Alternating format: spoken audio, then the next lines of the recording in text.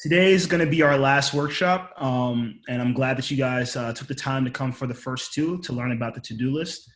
So in those first two sessions that we did, we learned a lot of the main core features of Corvid, from creating databases, using job scheduling, also filtering with Wix data, plenty of things. And there's a lot of resources that you can go through that I sent you with the API reference, example pages, and there's a lot more on the Corvid official site as well. We have a forum, and then also we're on Reddit and Stack Overflow. But today we're gonna have like a different spin from what we were going for. This one is not so slide oriented. This is more just working in the workshop and getting to know the JavaScript and learning how Corvid can accelerate the way that you develop. And then also we can have something we can walk away with. We're gonna have a portfolio website built by the end of this workshop. And you'll be able to actually take this portfolio website with you wherever you go because it's on the web. So when you go to meetups, conferences, or just getting something like coffee or something to drink with a coworker later on, you can always show people this portfolio website, let them learn about what you do creatively and individually from a code aspect. And then also we're gonna learn like how you can use this as to enhance your digital presence. So there's tools that we have internally like Wix blogs. There's also Wix stores as well if you wanted to add into this. There's so many different things.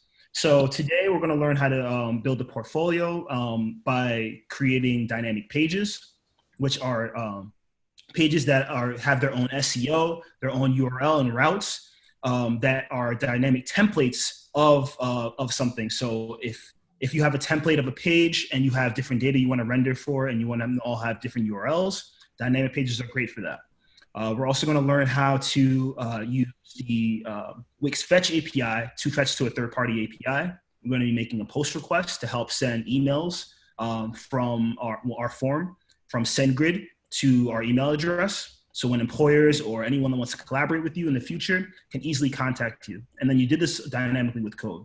We're also going to learn how to use the Timeline API very quickly. And the Timeline API is one of Corvid's new APIs that allow you to make animations with JavaScript. So no need for CSS or keyframes. You can do everything right there in JavaScript. And honestly, if you know how to use a graph with X and Y axes, I feel that you'll get a good grasp on how to use the Timeline API. So I posted in the Slack channel the GitHub repo for today's workshop. If you get a chance, just go in right now and look at the repo and open that up on the first page of the README.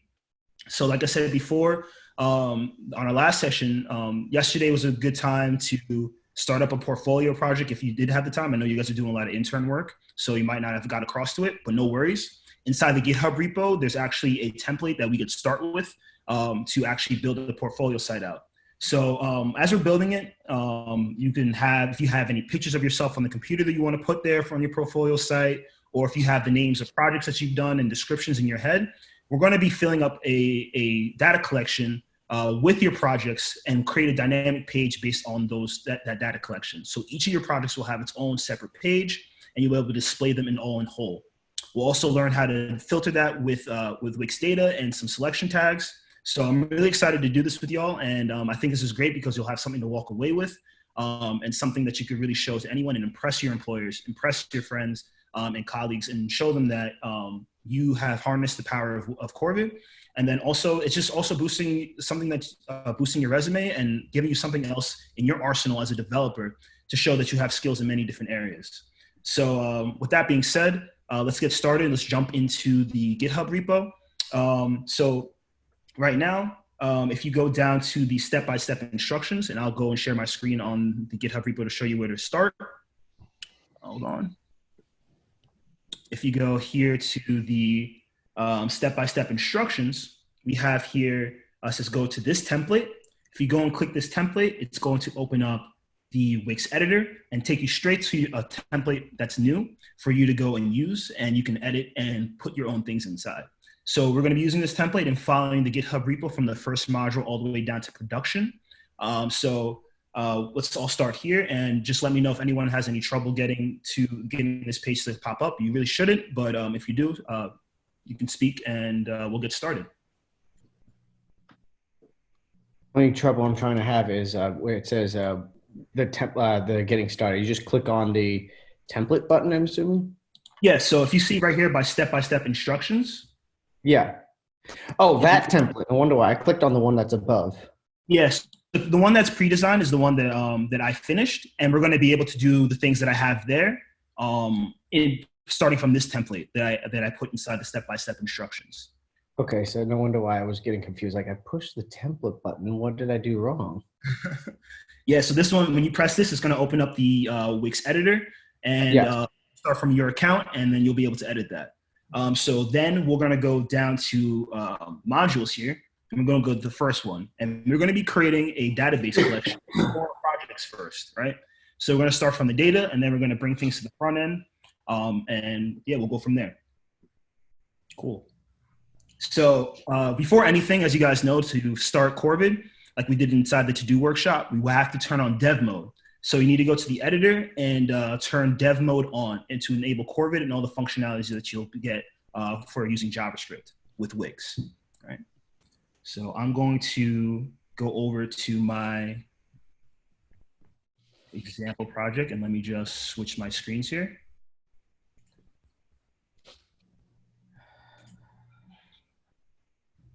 One second.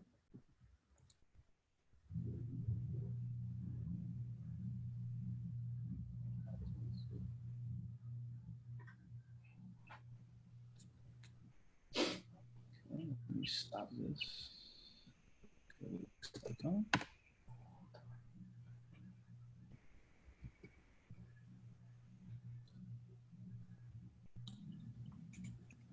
And we're going to go over to my projects here. And we're going to go this site here.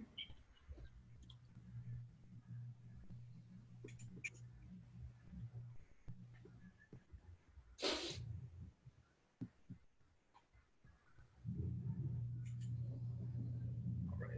Cool. So first things first, we're going to turn dev mode on, right? So we go here, we turn dev mode on. And we're going to, this finished product that we have is going to look something like this. All right. So right now we have that little loading GIF that was there. And this is going to bring up our QR code that we're going to add later on so that they can easily access your websites if you just show them like something on your mobile device, because Wix also has a mobile view. So if I was going here in preview mode and I just go and check out the mobile view, it would look something like this. Right? So let's say I'm at a conference or something or a meetup, I could just show my page here, scroll down, and they can just easily access my QR code. They can scan it with their phone and have my website on their device. Right? So the mobile view is awesome. You can go and preview it here. You can also edit it inside the Wix editor. Right? So here I showed you guys before, we have the Timeline API, and the Timeline API is giving us access to make animations with JavaScript. Right? So this spinning here, the Timeline API works like a timeline, literally. And also you have to keep in mind a graph, like X and Y axes. So you can do animations like this for say hi. And then also some more animations on the timeline, like this tech word that's moving back and forth. Each of these elements has its own ID and has its own timing of when it's going up and down. Then you can also add like hover events like this to add some more animations, because we want to show that creativity to our employers or to people that we want to collaborate with. All right.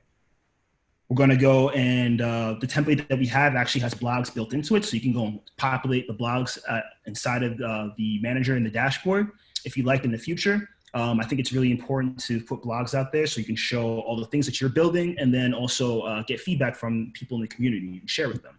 So I have this cool one that's teaching you actually how to use Wix Fetch, which we'll actually jump into today. Right. Then we also have our projects here, and this is where we're going to begin with dynamic pages.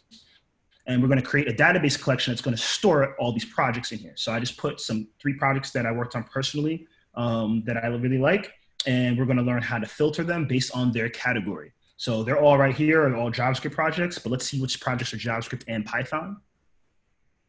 Right? Algorithm is the only one out of them. Let's say I wanted to go see something that might be JavaScript, Python, and Swift. I don't have any, so we're going to put some conditional logic in there so that we can show no results when that happens. So this repo is going to really take you step by step each part of the way to get these things done. And first, we're going to start off by creating this collection. All right. So Let me go back to here.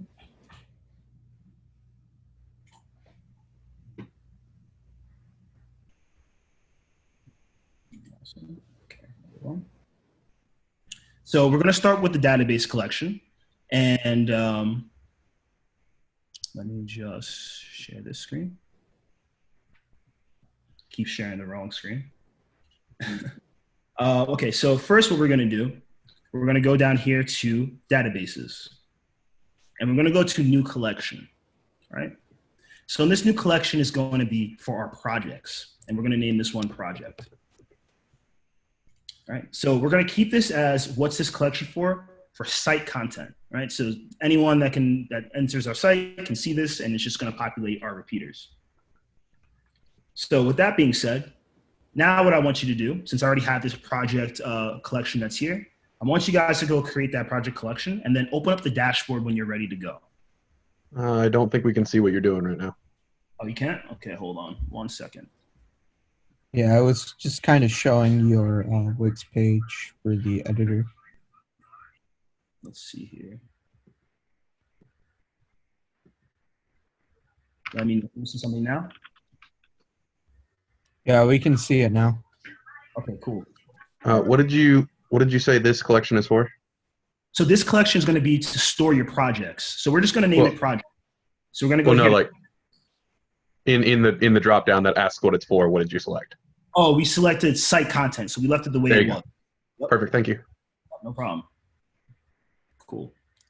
So from there, we're going to start by creating some fields, right? So if I go here in my projects collection, that's here. Let's start by making some fields for our project. So I gave you some suggestions inside of the GitHub repo, and we're going to add fields by clicking this add button that's here. And then we're going to make fields for the description of the project, the image of the project. So if you want to have like a preview image of what it looks like before we click on it.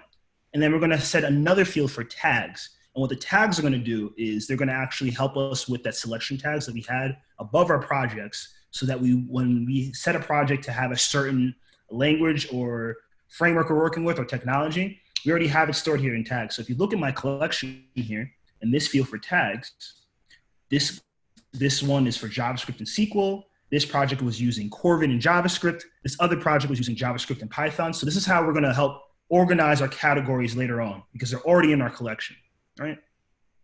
So we want to make sure when we make these new fields that we have the right field types that are there. So for description, we want to have it as text. Image, we can have it as image. And tags as tags, right? So there's plenty of different data types that you can choose from. So when you're doing this, so even if I go through here, I can edit my own collection and my own fields. So if I go here to, let's say, description, and I go to properties, I can also go here and change the field type. Or when this is going to be the same menu that comes up when I add a new field, right? So you can go here, there's plenty of different data types here. So you don't only have to just add these here if you want, but these are the ones that I would suggest to start out with. And when you're done, click save when you add all those fields that are there, all right? So for the tags, you guys are using a lot of different technologies like Angular, .NET. You guys are also using SQL. So if you have like a few projects that you built in mind, let's start with like 2 or 3 of them and start to populate this collection here. And just like choose your top 3 projects that you built. It could be something that you started that hasn't finished yet, or something that's fully finished. Whatever that's there, let's start populating this. So over time, you can always come back to this collection and add more. So if you guys, I'll give you a few minutes to fill this out. So if you have any troubles or anything, please let me know. And then we can move on to the next step. Hey, Josh, I got quick question. lost. Yeah, sure. I got completely lost. I'm looking at step 2. You just want us to basically create a new collection? Yeah, so step number 2 here, right? Step number 2 wants you to create a new collection, and that you're going to create a new collection. You're going to name it projects. Okay, so that's where I was about to do. I was like, wait, did he say that? Or Yes. So in step number 4, it says name the collection projects and then create the new collection. And Jatine, you had a question? Yeah, it was just more. Now, when we created the projects piece, so mine came pre-filled with what you saw, what you have up as well, right? So it had the images, description, and the top, those three already entered in. Is that because it picked up projects and it tried to fill it in for you? Is that a Wix thing, or was this like the template you created and it was part of that? Good question. Yeah, so this is because it's a template that was created. So just like giving you the step-by-step of how that was done. And you can Oh, that way or add more fields if you'd like, but these are the ones that I would suggest to start out with. okay. So when I type in projects, when I create it, it automatically pre-filled these. So that's just because it's based on the template, correct? You know what that might have been because, so that might be because there was a project. So that's actually a good question. We can actually highlight this because when you create a collection in Corvid, right?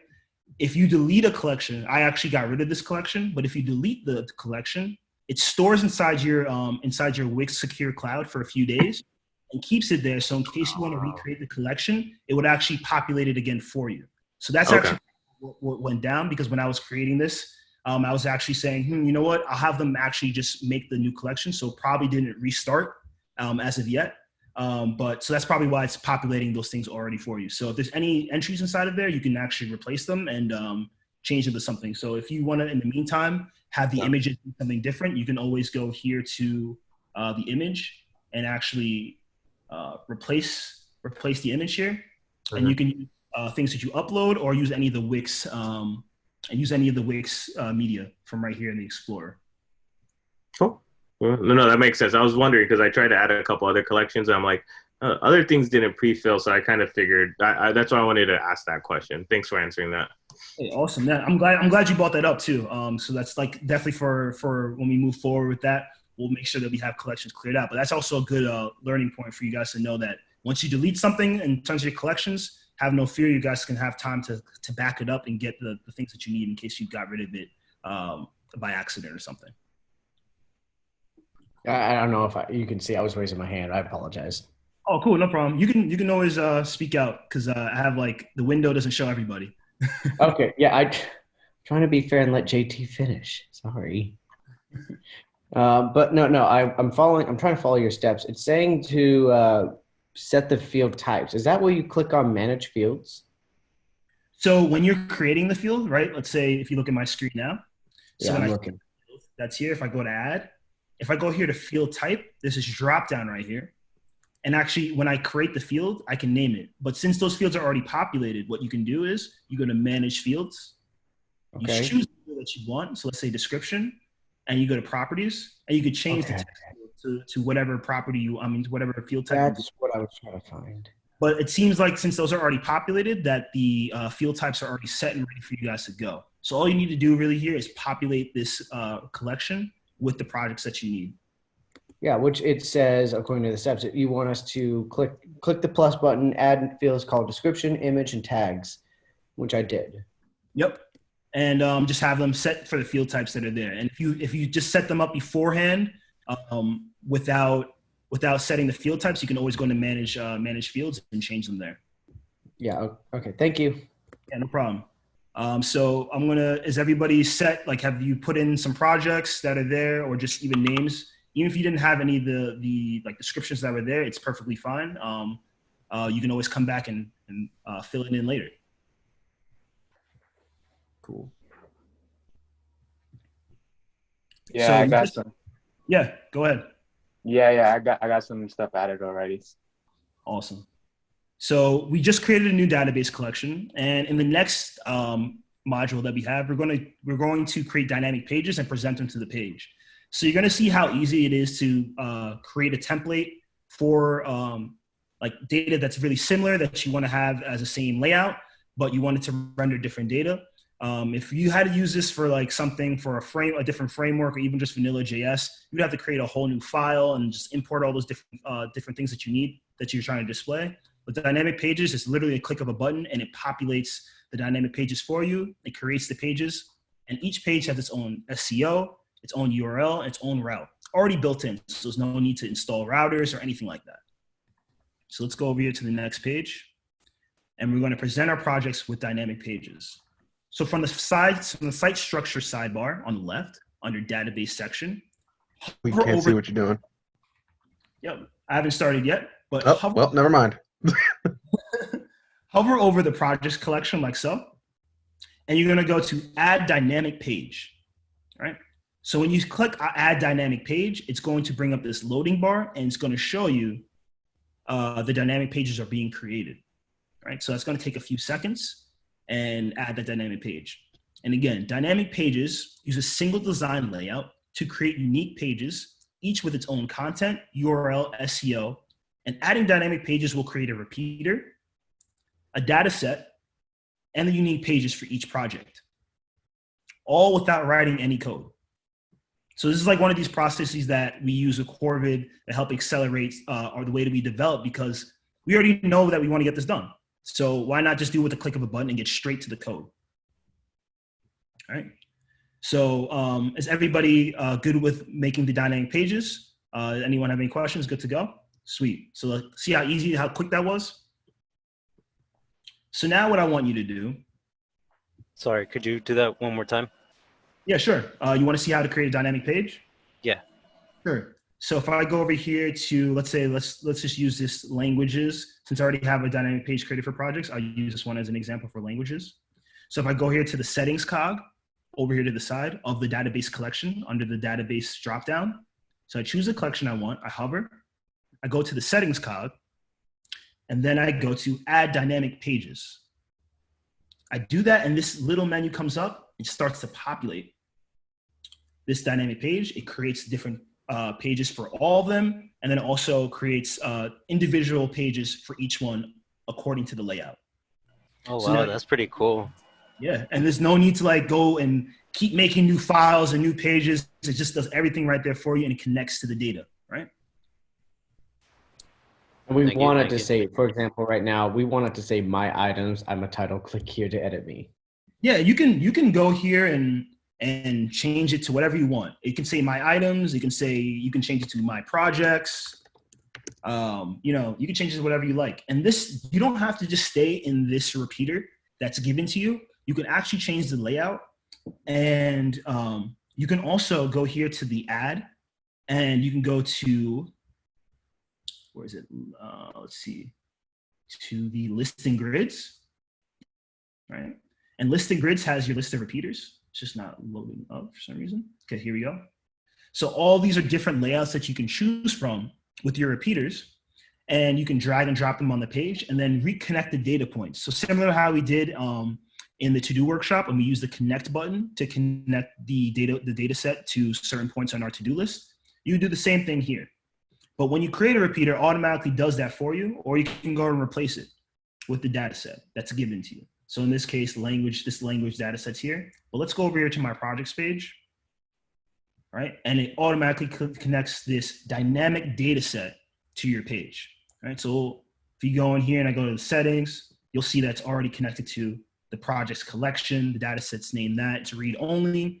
I can go here and display the amount of projects that I want at a time. Right now, I only have 3 projects in my collection, so I might as well just keep the number at 3. But if I want to display 30 projects that are stored in my collection out of 50 of them, I can go here and just type 30 really easily. You can also still add filters and sort them the way you want. So if I want to sort them by new projects to old projects that I've done, or sort them by alphabetical order, you can do that all from here without using any code. And if you choose to use code, again, like how we use in the to-do list workshop, use the Wix Data API, and you can filter them that way as well. So there's a lot of code and low code / no code solutions you can do. So we're giving you a lot of different options based on what experience you're looking for. Cool. So for our next step here, since we created this dynamic page and we have this repeater here, if I went to preview right now, based on what you have stored in your collection, if you go to preview now, you should be able to see that this repeater actually gets populated with the data that you have in your collection. So go on preview mode and take a look, and you should see your projects there in the repeater. And if anyone is having any trouble with that, please let me know, and we can step you through how to use the dynamic pages. But it's pretty straightforward, and from it already automatically connecting the data set to the repeater, you should see your projects there. Yeah, I think I know the mistake I made accidentally. I created extra tags. Ah, okay. So yeah, you can create as multiple tags in the project, and these tags are going to relate to what we're going to put inside of our selection tags in our next step. So if you have a few projects in there that you put for Angular and some other technology in there, just make sure that they're going to correlate to what we're going to be putting in here later on, right? Okay, yeah, because when I put in the projects, I actually added tags, image, and description. I'm like, oh wait, maybe I don't think I really needed those, did I? If yours came populated just like how JT's did, then you won't have to add any new fields. If it didn't come there with them, then you should add the fields that are suggested in the GitHub repo. Yeah, it was added ketones, algo, soundlib, and algorithm. Cool. Yeah, so you can get rid of those, or you can keep them there as well. But those are just there for templated reasons, and you can go and check them out, or you can go and edit them and add things as you want. Because it's your portfolio, and you can add your own projects in there. Would I have to recreate my, in this case, my projects then, the dynamic page? No, so you actually wouldn't have to. You can actually, the projects page actually goes off of the collection that we have stored. So anything that you put in there is going to populate on this page. Okay. Yeah. And then the way to actually make this, and before we move forward, like in production, we're going to sync our sandbox to our live so that our database is up to date in our test version and our live version, so that when we publish it, our repeaters here on this dynamic pages will actually be able to be shown. So we'll step through that later on once we get towards the end. But for right now, in preview mode, you should be able to see it. Cool. All right. So for the next step, we're going to add a selection tag, right? So the selection tags are going to be in relation to the tags field that we put in the projects collection. So those same tags that you put in for the certain languages or technologies, similar to how it was there inside the project collections with the projects that I already had loaded in there. I had some projects that were for JavaScript and Python, some projects that were JavaScript and Corvid. I even added some more tags on the selection tags for projects that, like in technologies that might not have been in that collection in those tags, but it was there to help show you that you can create conditional logic. So based on the tags that were chosen, if there were no projects in Swift, we'll have a text come up saying no results found. All right. So we're going to go here to this side pane and add an interactive. An input. We're going to go here to selection tags, and we're going to choose any of these selection tags. It doesn't matter which one you do. It's your portfolio. You can go and be creative as you want, and you can also design these and change the colors up. To do the colors, you can drag and drop this here, and then you just go here to this little paintbrush to design, and you can go to customize design. And there's plenty of different options for you to change things, from the fill to the borders to the corners, shadows, and text in there. You can change all of that. No CSS at all. Cool. So what I want you now to do, I want you to right-click the selection tags that you just dragged to the page. And I want you to go to View Properties. When you view the properties, a window is going to pop up just like so. And I want you to change the ID of this tag. It's probably going to come up as selection tags 1 or just selection tags. Change that ID to tags, right? Keep it lowercase, change it to tags. And as soon as you press enter, it will save it, and you can close this window. So now we just gave this tag, the selection tags box, an ID, so we can use $W like we did inside the to-do list workshop and call that again to select this tag when we want to add some certain functionality to it. Cool. So is everyone caught up to speed right now with what's going on? Awesome. What did you do with the selection tags again? You right-clicked and then what? Yeah, so I went here to the selection tags, right-click it, and on the bottom here it says View Properties, right? So you can see the screen, right, the editor?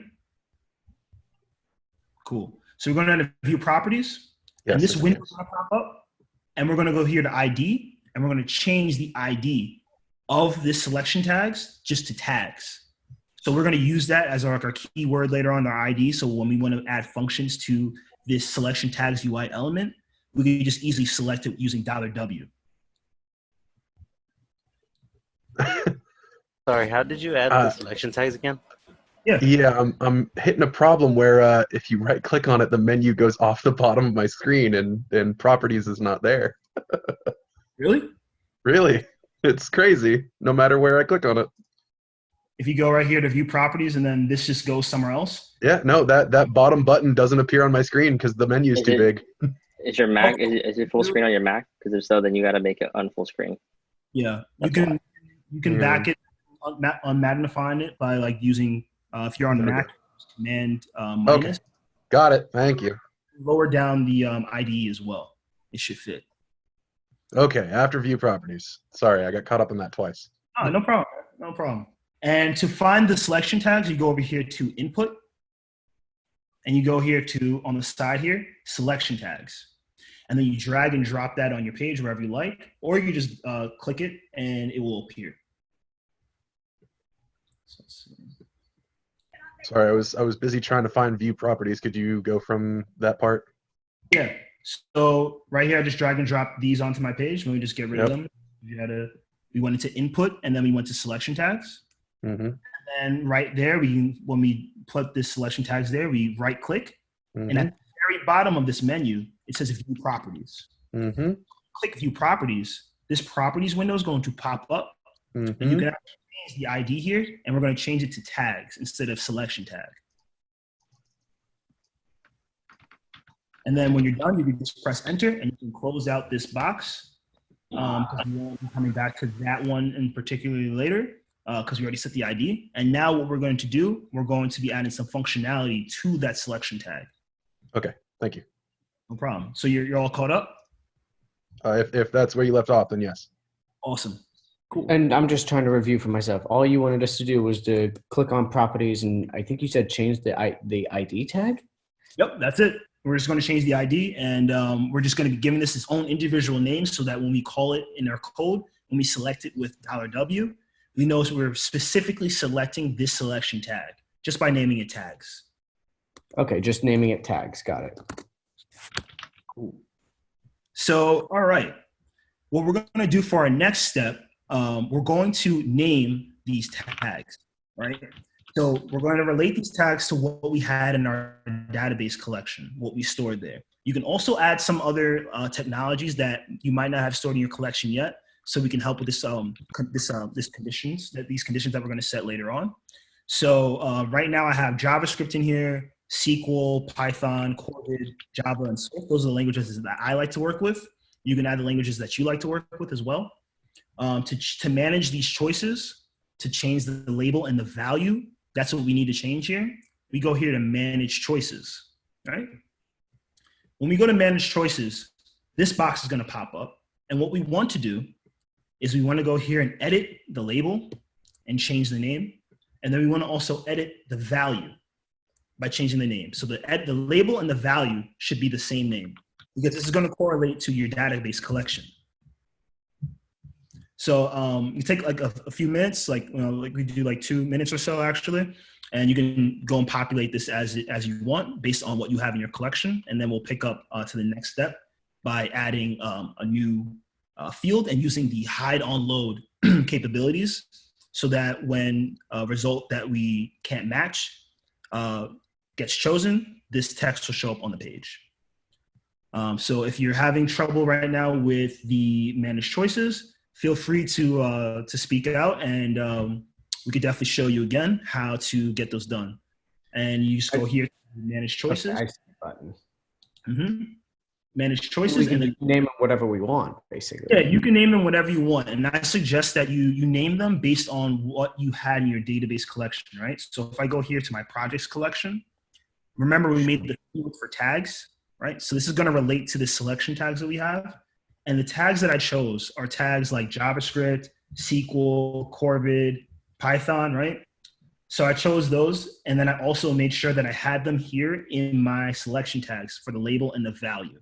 So I have JavaScript, Python, Corvid, the same ones that I saw in this project collection. So you can give projects multiple tags if you'd like, if that applies to them, because this is going to help correlate to our database collection and our selection tags. Okay.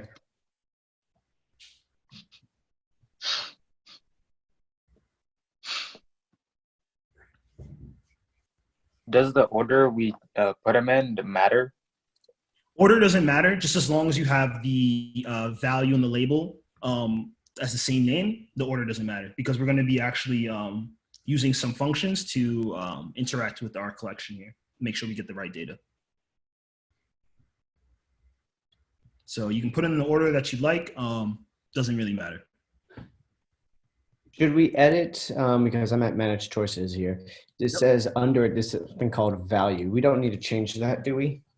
So yeah, I would change the value, because that value is going to help us when we use the Wix Data API. So change the value to the same name that you put the label as. Okay, okay, that does make sense. That's what I did for Angular. I was like, wait, did I do that right? Yep, and just I would just keep it the same name, and copy and paste the name that you had there, and just populate it that way. Okay, thank you. Yeah, no problem.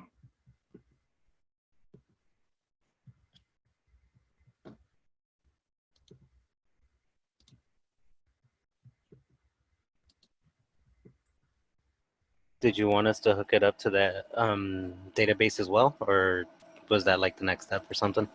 Yes, so we're actually, for the next step, we're going to be using with the Wix Data API to help filter it, and then we're going to use it to connect to and query from this database that we just created.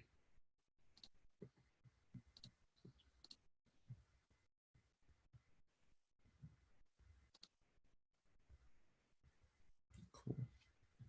All right. Does anybody else need any more time filling out these selection tags before we move on? Oh, I do, just or maybe one more minute. Okay, no problem.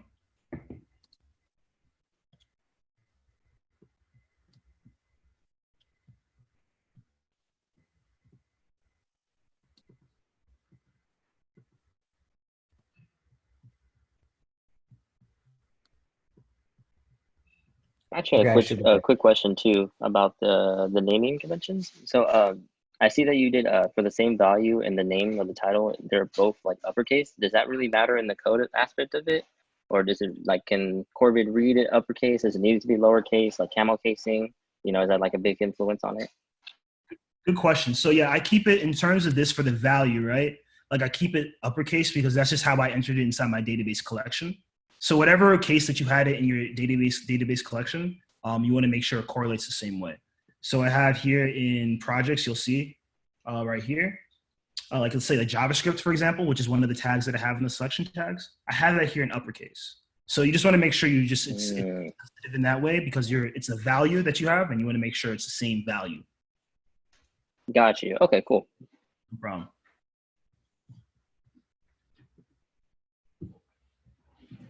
cool. And as I said, I'm done filling in those labels. I'm all good. All good to go? Awesome. All right, so for our next step, what we're going to do, we're going to add the text title that we have there for no results, so that when we set this condition later on, we can actually show no results when there's no match, right? So what we'll do is we'll go over here to the add panel, and we'll go to text, and you can choose a title of your liking or a paragraph. I like to use the titles because it's big. And we're going to drag and drop that to our page, or you could just click it. I like to drag and drop because you can place it where you want. And we're going to drag and drop that over to our page here, right? And that's going to pop up. You can always edit the text to say what you want.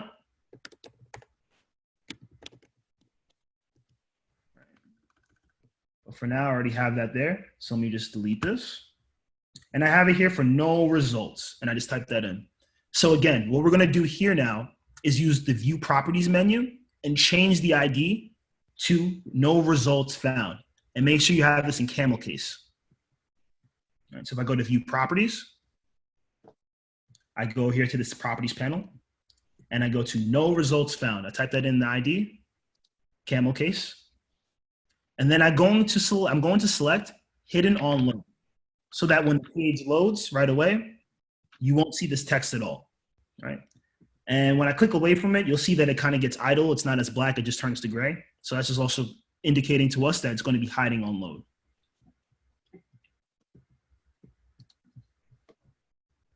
Cool.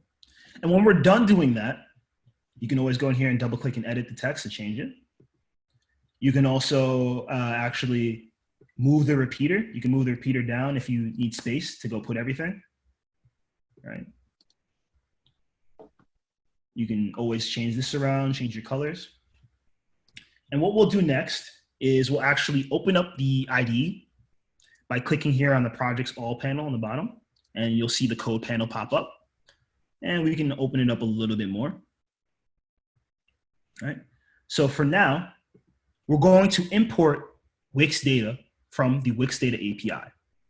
So we used this last time on our to-do list, and it's coming back again because Wix Data API is really important. It's going to help us select our data collection that we want to query through and show information. So in this case, we're going to be using the projects collection, and we're going to use some selection tags to help filter through that using Wix Data. Awesome. So now we're going to kind of step ahead a little bit, and like, because we already know what we want. So first what we're going to do is we're going to create two variables here above our onReady function that already comes with this page. We're going to create two variables, one for the name of the collection, and then another one for the field we want to filter by. So the name of the collection is projects, and the field that we want to filter by is tags, right? And the reason why tags there is lowercase is because that's the ID of the field. So if I go here to projects, and I go and look at tags here, even though it's uppercase inside of our collection, if I go here to properties, I'll see that the field key is tags, lowercase. It automatically does that, right? It automatically changes to camel case. So of course it's only one word, so it's just going to be lowercase, but it's always going to start there. So if you're ever working with a collection, make sure that you're using the IDs because that's how we're going to pinpoint those values. Awesome. So making these two variables is going to help make our code a little cleaner, and also we won't have to retype certain things. We also know that they are by the label. So next, what we're going to do, we're going to create our onReady function, and we're going to work a little bit ahead. We're going to invoke a function there called load data to repeater, right? So that we already know later on down the line, we're going to create this function. So let's just call it there for right now. And we're going to call it there for right now. And then we're going to use it later on when we create this function outside of our onReady function. All right. The next step after that, let me just lower this here before we get ahead of ourselves. The next step after that is to create an onChange event handler for the selection tags elements that we have on the page. So this is going to help us if the selection tag changes, we're going to run this load data to repeater function with the selected tags as the parameter, right? So we're going to run this function that we just invoked because we're going to create it later on outside of our onReady function there for load data to repeater. And we're going to use selected tags as the parameter that's there. Our selected tags there, we created a variable saying const selected tags is equal to $W tags.value. So remember, tags is the ID of the selection tags that we have, and .value is going to be able to get the value of what's being selected. So if you select multiple tags there, it's going to read the value. Right, so all that's happening inside of our onReady function. We created those two variables outside, and then inside of our onReady function, we invoked a function called load data repeater that we're going to be making next.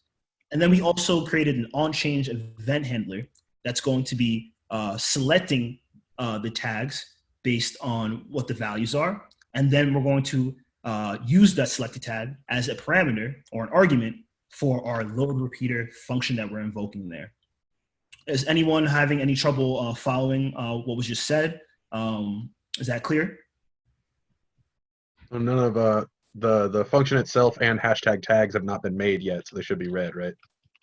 Yeah, so low Perfect. data repeaters will be red right now, and tags is you should be using the ID of the selection tag. So Ah, I see. Thank you. you named it that. Yeah, make sure you have it lowercase because that's the way we typed it there. And then later on, you'll see we already created the variable for the tags field inside of our data collection. So we're kind of keeping the naming conventions the same, so we know what we're working with.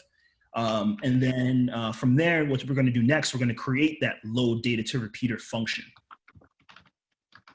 And that will be in our next module for finding your project. Cool. So before we move on, we're gonna just ask again: are you guys caught up to speed with what we have here?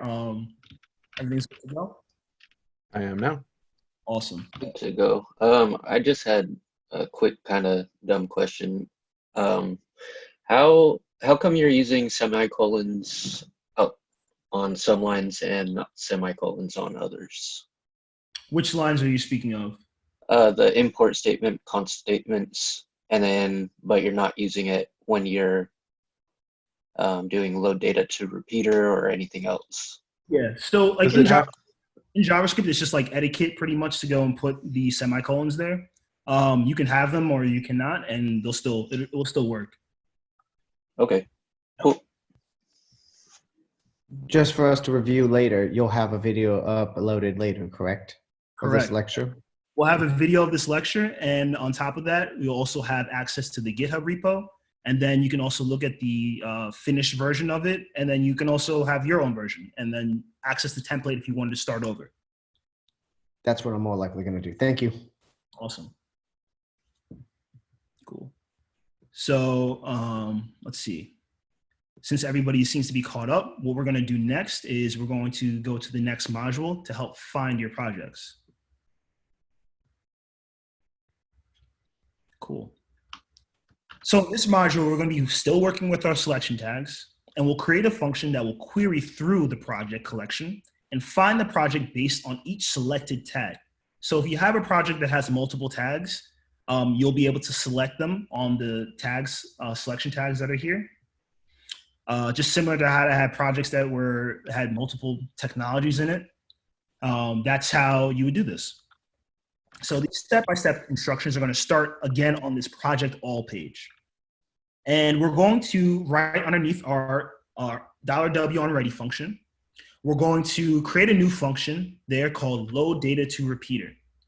And for the parameter there, it's going to be select a variable for an empty array of selected categories. So remember, in our $W function, we actually invoked the function for load data to repeater, and now we're actually going to be creating it here underneath our onReady function.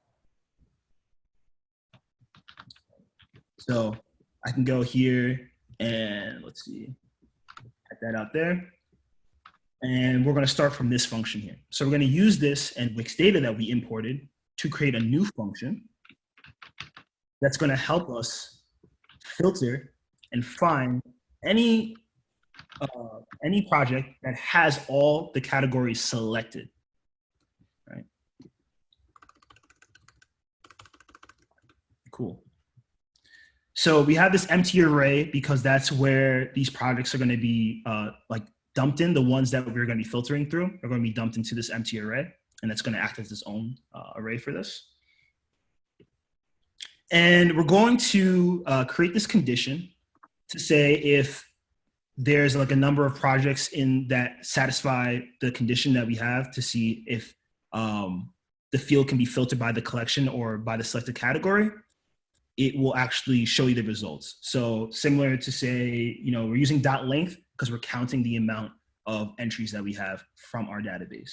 So if we go here to projects here, because there are no projects here for Swift, it's going to say no results. It went through that collection and it's actually less than 0 because, well, technically 0 because there's no results for anything in Swift. That's why we did this condition for if selected categories .length is greater than 0, then we're going to follow through with querying the data. Cool. So right after we do that, we're going to again use the data query variable here from the Wix Data API. And we're going to be querying through the project's collection. So we're going to use some familiar JavaScript functions like .find. And that's going to return an object that contains the query definition. And after that, we're going to return a new promise that will populate the repeater based on what data can be given back to us. So our repeater was already populated because we had the data set there.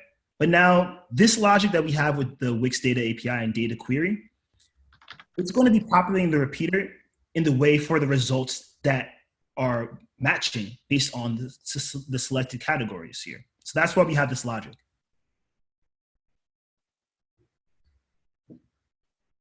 So I'm going to give you like a little bit just to fill that out. And if you need any help, definitely just give a holler. Just scroll down your IDE, please. Sure. Perfect, thank you. So we have this function here. Cool.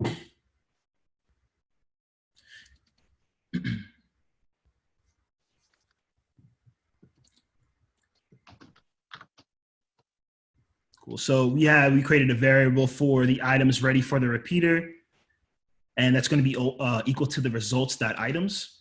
So results.items are the results that we had in here in our dot then. Those are our results that we got back from querying. And then .items is from the Wix Data API to actually get all the items from that collection that we have. We then select the list repeater, and list repeater is already an ID that's set for the repeater that comes with the dynamic page, right? So if I go and hover over this repeater that's here, you already see that the name here is list repeater. And if I go and view properties or something like that, I'm going to view properties, even though this is already open here, I'll see that the name of this here is list repeater. So that's why it says that there. It's automatically populated for you once you create that dynamic page. You can change the name to whatever you like. Doesn't matter, but I like to just keep it here as list repeater just peace of mind. Cool. No results found is the tag of that text that you added, right? So no results found is going to be its own title. So if I go here to text and I go to title. Oh yeah, I already had it. I just wanted to make sure that that's what the tag is. Yeah, and then the ID tag is no results found in camel case. Perfect. Cool. So for our next step, we're going to be adding some more conditional logic here to work with the no results found text, right? So we're going to say if the repeater is empty, then we're going to show no results found. Else, we're going to hide that text, right? So I already know, like right now, we have it on hidden on load, so it's not going to show right away. But if it's needed, it's going to show the text. If not, it'll just keep it hidden and it will show the results from the repeater. So if you scroll down in the GitHub repo, you'll also see on the bottom of that page, it shows the function in whole. So you can see how it looks all together. And remember, this function goes right underneath our $W on ready function. So just put that underneath it if you're copying and pasting. But more so, also want you guys to see like, you know, the power of this, and then you can continue to be more complex with the JavaScript if that's needed for the applications that you want to make. Now, yeah. So I think we already answered this, but we still have the red squiggly lines under some of our tags, right? Or like our titles. So you shouldn't for any of them. Which ones do you have any red squiggly for? Pretty much all of them. Let's see. Can you share your screen and let's take a look? I'm using my other computer, so it's sure. Which tags do you have them underneath for those red? This repeater, no results found, tags. So yeah, pretty much. Are you on the project all page? Yeah, projects all. And then you should see this repeater that's here, right? You have this repeater? Yeah. And if you highlight this, if you go and click view properties, what's the name of this repeater's ID? Properties. List repeater with a capital R, same. And that's giving you an error there? Yeah, it's saying This repeater is not a valid selector. So when you inside your selector, does it look like this, where you have it in quotes and you're using a hash and then the name Yeah. of? Yeah. You're still having trouble with Looks that. exactly like that. Is anybody else having this issue? No? Nope. All good on my end. Interesting. And then no results found is not working for you at all either? Yeah, none of them are. They all have red squigglies under them. Interesting. And this no results found is here in camel case the same way, right? And let me check. Lowercase n, capital R, capital F. Yeah. So I'm going to send in the Slack channel. I'm going to post some code there as well. And let me know if this works for you. Copy and paste it there.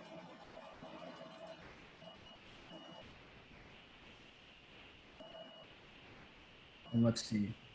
All right, let me try it.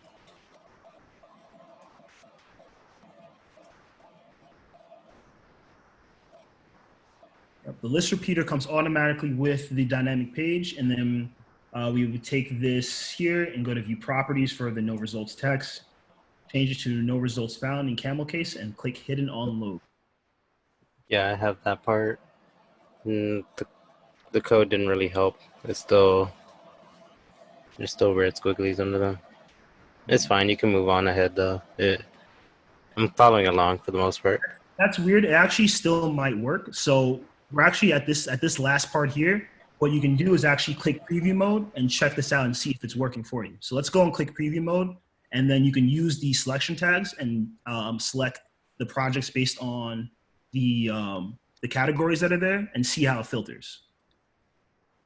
No, the buttons just are grayed out.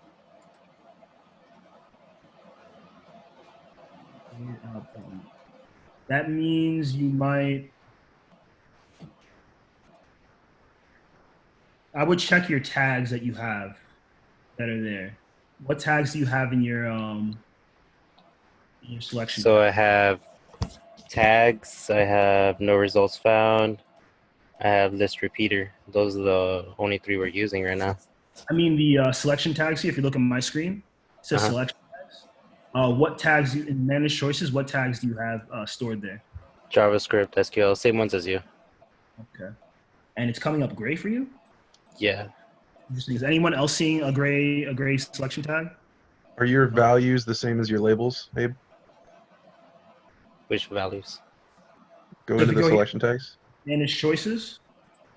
If you go here, it says edit label and edit values. Make sure that your labels and your values are the same. Oh, the values aren't. Yeah, that's what I did. I had to fix that too. Yeah, thank you. Great catch. All right, I'll just finish that and then, yeah. Cool. So if you guys go over here to preview mode, you should be able to now filter based on what projects are there.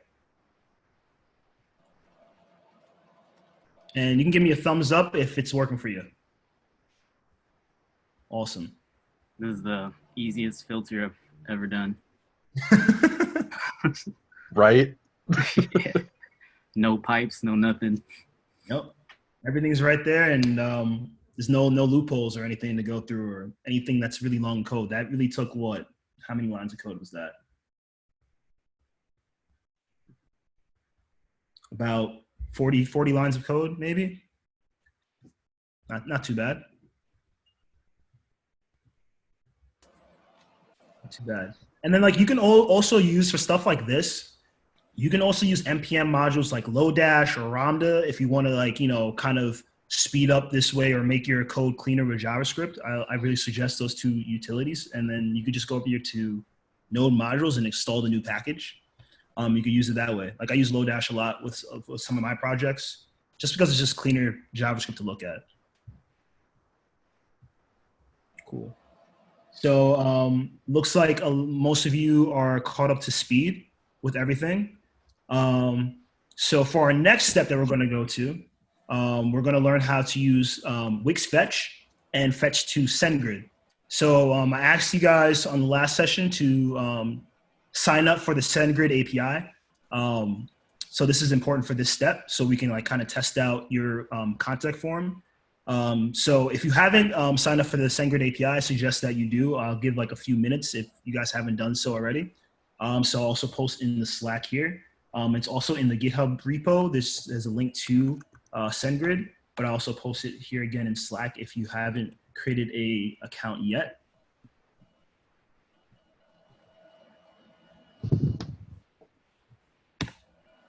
Cool.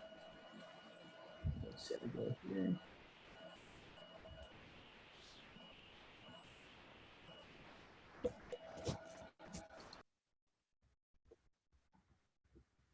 And I go to account settings, account details in SendGrid. And I go here to API keys. And then I go to create API key. All right. So I'll do that again. I went over here to account details. This is my SendGrid alias. I went over here to API keys.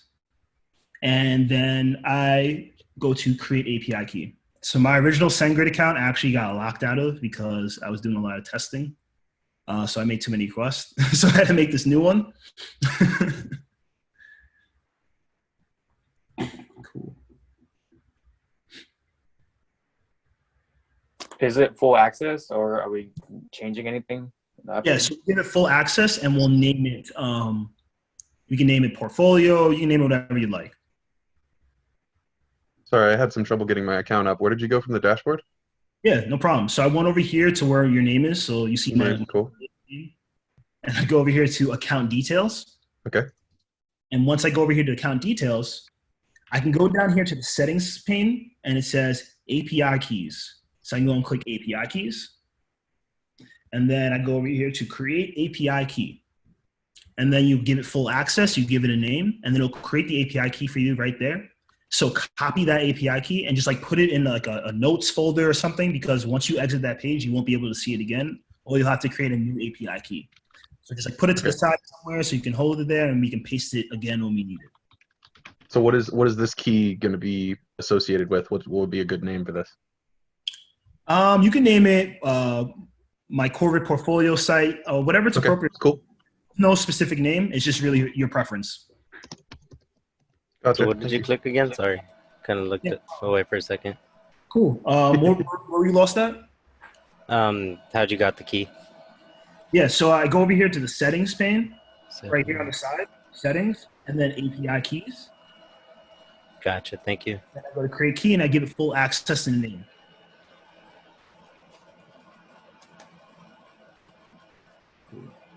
So once I give it full access and a name, I also want to make sure that I go over here to sender authentication. After I do click the API key, sender authentication. So you probably have to go in your email now and confirm that if you now just created a SendGrid account, you probably have to go to your email and confirm it. So I'll give you a few minutes to go and send your emails to confirm that you created your account and everything else. So then also we have to go here to the sender authentication. So it just so happens that SendGrid changed a few things in the API like days before this workshop happened. So now you have to verify that you're a sender. Just because of like malicious activity that some people do with sending emails. So this is a good way for them to verify who you are. So if I go here in settings in the sender authentication, I just simply go here and I create authentication based on my email address or on the domain. So in this case, because we haven't published our site yet, let's use our email addresses to authenticate us as a sender. So I would just go over here and I can go and use my email address. You'll see an option that comes up to go use email address.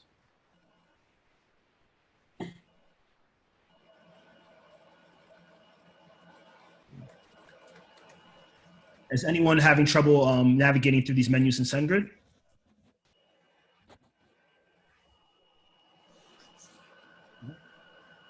Awesome. So when we're done with SendGrid and we have our API key saved to the side somewhere, because we're going to paste that over later, we're going to go back to the editor. All right. We'll go back to the editor.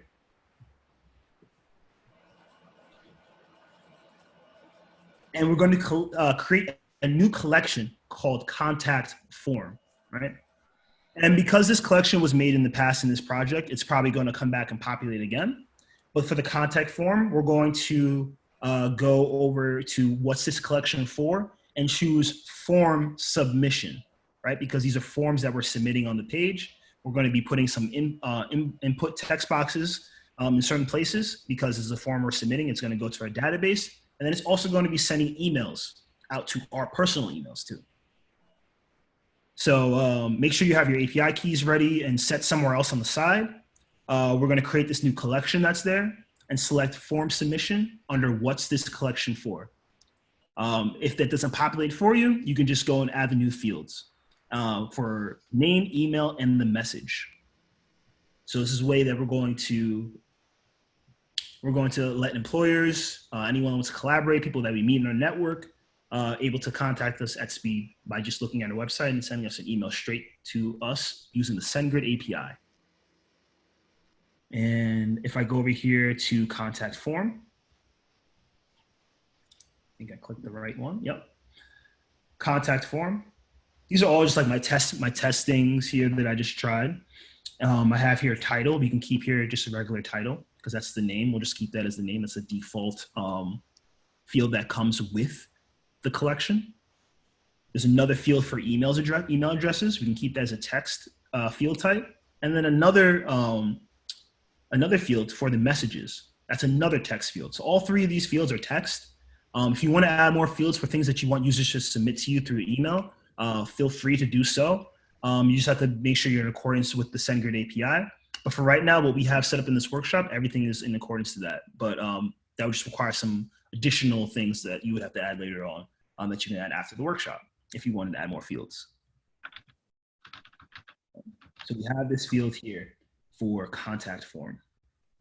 Cool. So did the contact form collection come up for you guys? Was that all there? You can give me a thumbs up if that's good to go. Awesome. Cool. I think I might be a few steps back here. I got stuck on the sender authentication. Yeah. Okay. Are you Let's do having that again? trouble with sender authentication? Cool. Yeah. So we'll go back here. So when you're here in settings, right?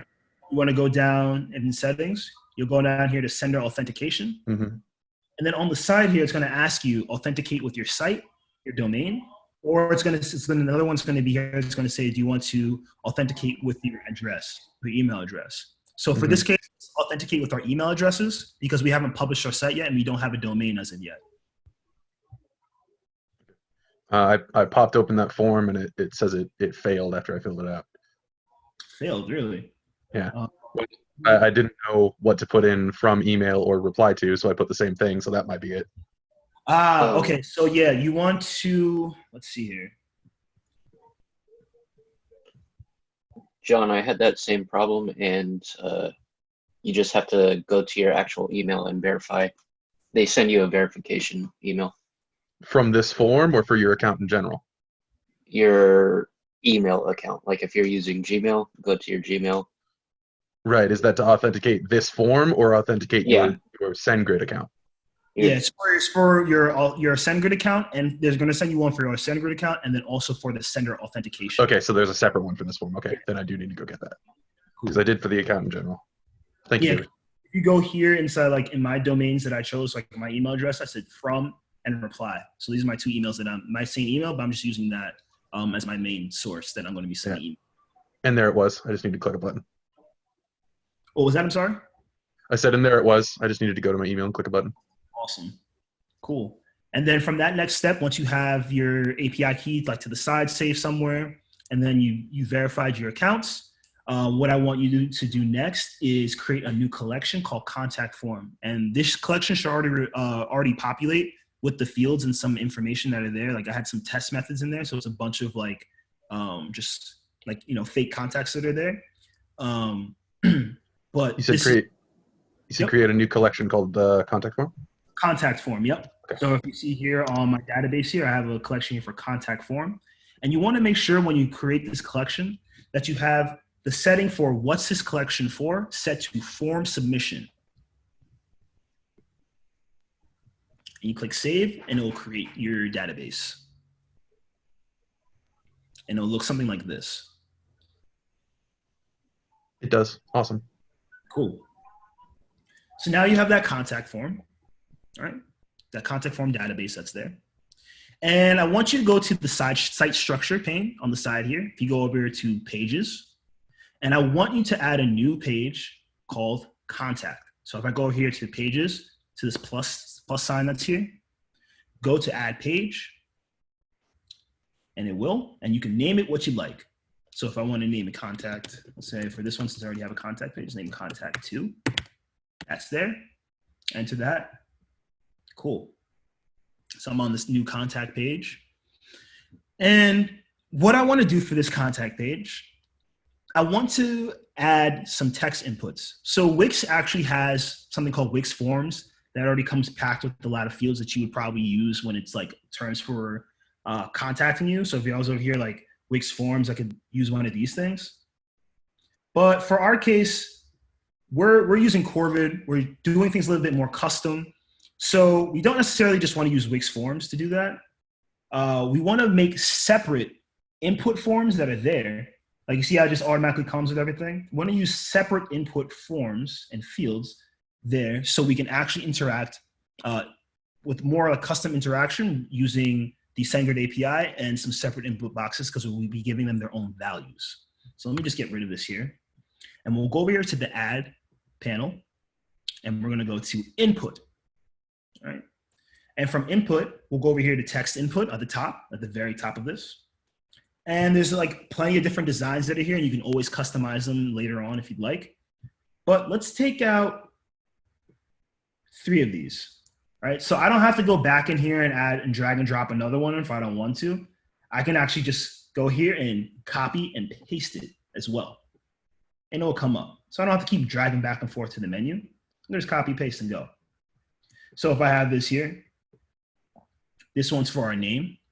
This other one's for our email address. And this one could be for our message. So if it's for a message, let's give it a little bit more space. All right. Let's give it a little bit more space. Let's line some things up. Cool. And I also want to add a button, right? Because I need this button to submit to the new contact form database that we just collected. We need to trigger something. So if I go over here to button, there's plenty of buttons to choose from. And I go over here and I drag and drop something to the page that I like. Again, you can use this button to change the design. This button has different actions and we're going to step into that next. So for each of these fields here, these input fields, we're going to use view properties again to change the name of them so that when we use them, use $W later, we can easily select each text input field based on their ID.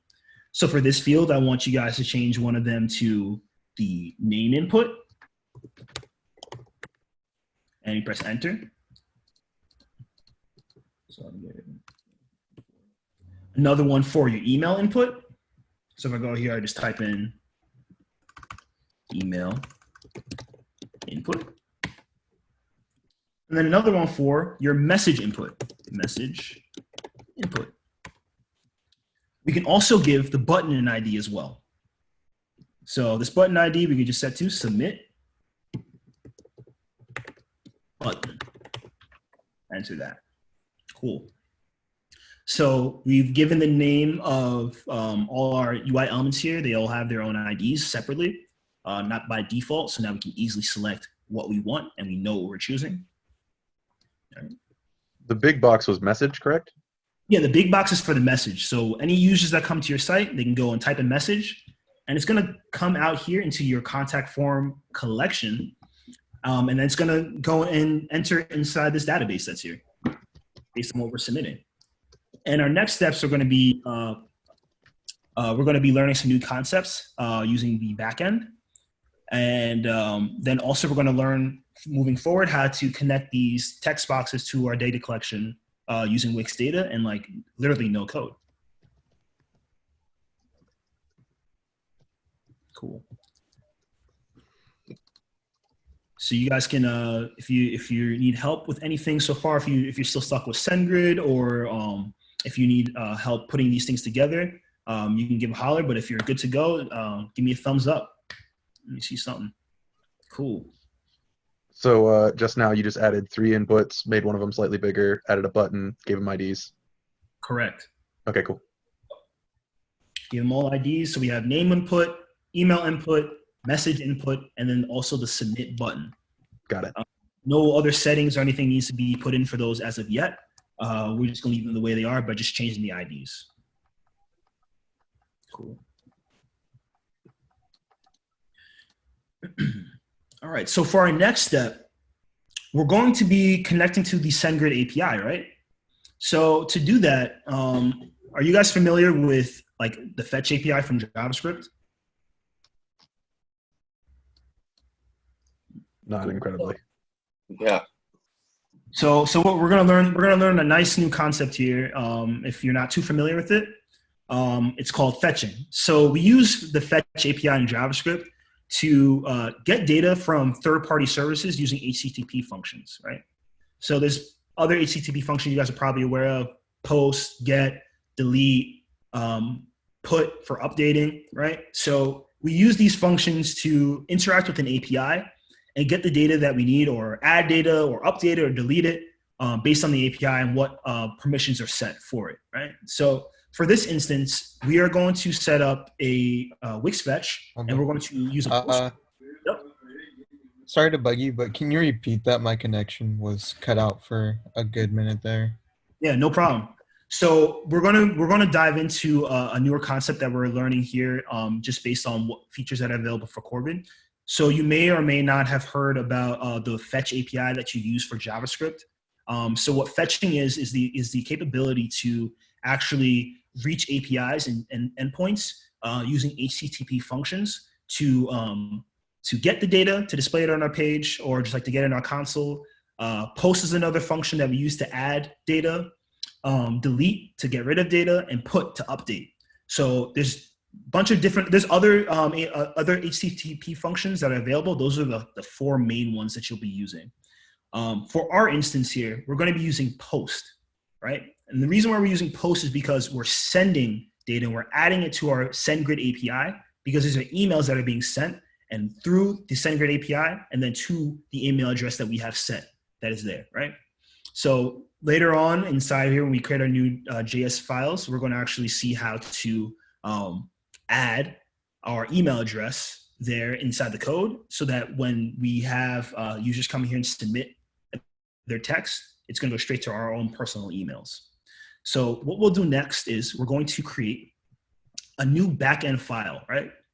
So we're going to create this file called sendgrid.js by clicking backend and then select new.js file, right? So if I go over here to backend on the side pane here, and I go to add new JS file, right? So we go here to new JS file and we'll open up SendGrid. We'll name that SendGrid. So if I go here and I go to new JS file and I said SendGrid.js, let's say that's already there. So I'll just name SendGrid1. Just for now, for demo purposes. It's going to come here with this blank code panel that's here, right? So remember last time we made a web module, it came with a template that's there, and we got rid of it when we were doing stuff inside the to-do list. For this case, a JS file works differently than a web module, because we're not actually, a web module is going to be able to expose some of these things that we have set here to other services. So when we use a JSW file in the future, we're going to use it for the email so that we can send the API keys and the verification to SendGrid, because we need that web module because it's going to be exposed to the web, whereas the JS file is just inside of our project. All right. So what we'll do now, we're going to import Wix Fetch in this new SendGrid file that we have here. So Wix Fetch is Wix and Corvid's version of the Fetch API that you would use with JavaScript, right? So usually when you're using regular JavaScript, you can just do you don't have to import this. It's already inside of JavaScript altogether. And you can just go here and like type fetch and then put in parentheses the endpoint and then make your request based on whatever HTTP function that you choose, right? So right underneath Wix Fetch, that import, we're going to export a new function called send with service. And the parameters are going to be there for the key, which is the API key, the sender, which is the email that we chose inside of the sender authentication in the SendGrid API dashboard, the recipient, who's receiving it, the subject, and the body, right? So these are all parameters that the SendGrid API is going to be reading and looking for when we go and send this email. So if I go over here and simply put that in, let's start our new function. And that make sure it's an export function, right? Because we're going to be using this elsewhere.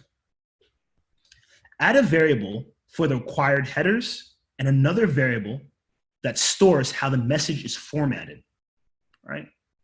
So inside that same send with service function that we created, we can create a variable for the URL, so we don't have to keep retyping it. So we can say const URL equals to sendgrid.com/API/mail.send.json, because this is all working through JSON. And then we're going to create a new variable that's going to host our headers. So when you're working with APIs that have keys, you want to make sure that you have the header there for authorization. Sometimes you have to use bearer, which is going to like host our key. So you use bearer plus key. And you can have your content type be for whatever's appropriate. Right now, we just have that over there for the URL encoded. I've seen plenty of other content types. It just depends on what you have here, but I would just stick to what we have. And then another variable for the data. And that's going to equal to how we want this to be formatted when that email is received, how it's going to look like to our user, aka us. Right? So if I go, cool. So now we're going to make a post request and fetch to the endpoint, right? So our endpoint is this variable that we set here for the URL, right? So this is now this URL is being used to as an endpoint to hit to the SendGrid API, right? So now we know where our fetch is going. So we're going to make a post request, which will allow us to add this data to our SendGrid API. We do this post request. And we make sure that we have our method there for post. Our headers are set to headers. And our body is going to be populated with the data. We make sure then that we return our fetch. We use our URL as one of the parameters. And then also the request. We then return a promise that's going to have our JSON. So response.json is what is going to be there. Like, let's say we use tools like Postman or API key, and you put these right credentials in with the URL, the endpoint, and the API key. You'll actually be able to see all this response that you're sending over in JSON. Same way. So that's what it would look like, the response.json. Cool. So let me just go and fix up this code here. Actually, let me scroll over to this. Cool. Now I'll get rid of this. And this is how it would look like. So now you guys just like successfully set up a post request using Corvid. So it's not that much different from using the JavaScript Fetch API. It's very straightforward. It's pretty similar. You're just importing this API into your project. And now what we're going to do next, we're going to create a new backend file that's going to be holding our credentials. So that API key that I asked you to put to the side, let's go and copy, actually not yet because some of you might be copying and pasting some of the code. So when we go and fill it out, I'll show you the right places to put it, but just have that on the side there, and we're gonna have it be added to our next file. Has anyone got into any issues or something that's pushing them back while we made this sendgrid.js file? Is everything clear? Cool. My URL is also red underlined, but yours is too, so I assume it needs to be that way. Yes. Cool. Yep. Cool. So let's go over to the next module.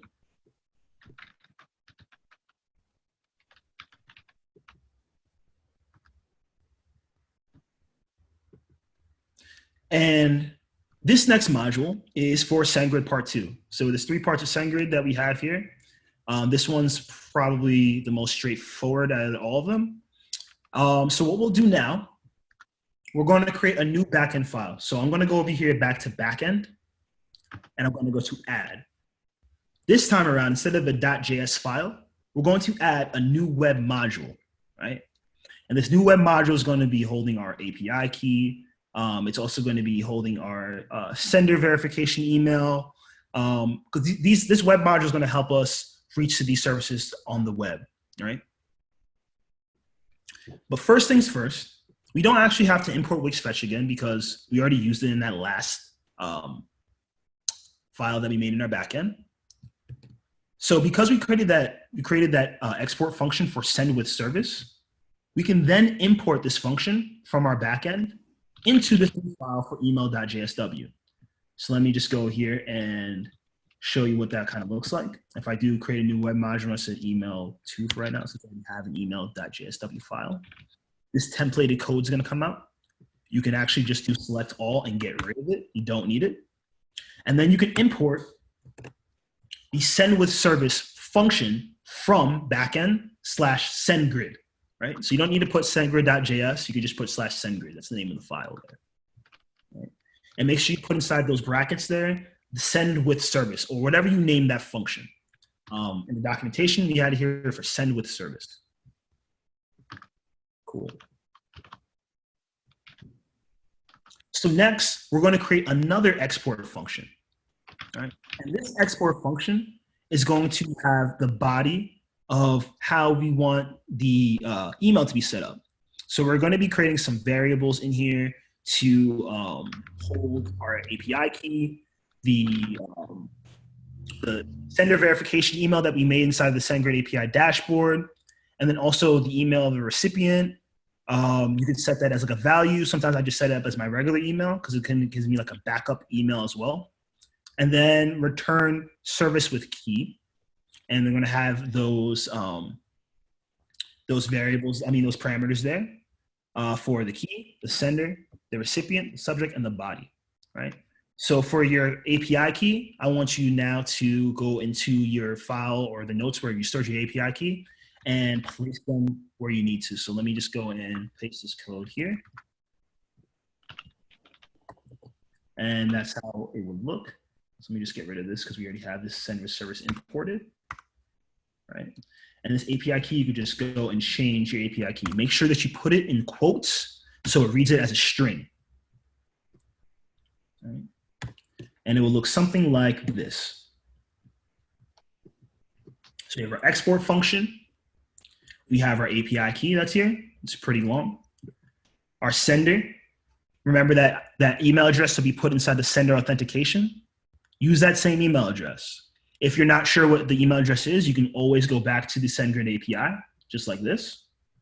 Go to sender authentication and look at the email that you chose. And that's the sender authentication email that you'll put there as a string that variable for sender is equal to. For the recipient, you can also put your same email address as well. That's perfectly fine. So you see here, I put josh.alphonse@gmail and then also josh.alphonse@gmail again. Then I want you to return send with service, right? And as a parameter, I want the key again, the sender, the recipient, the subject, and the body.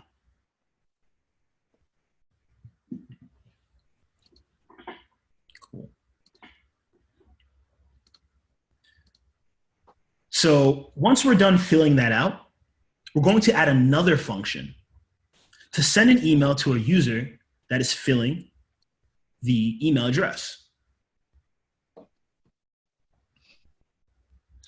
And this is send with recipient. This is what they're going to get, but they're not going to see our API key. But we have our API key there again that we're going to use. Make sure that's a string for const key equals to the API key. Make sure it's a string.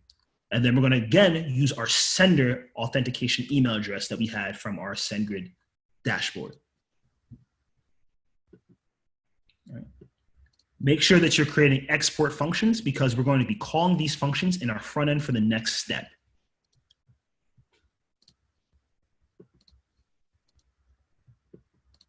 Cool.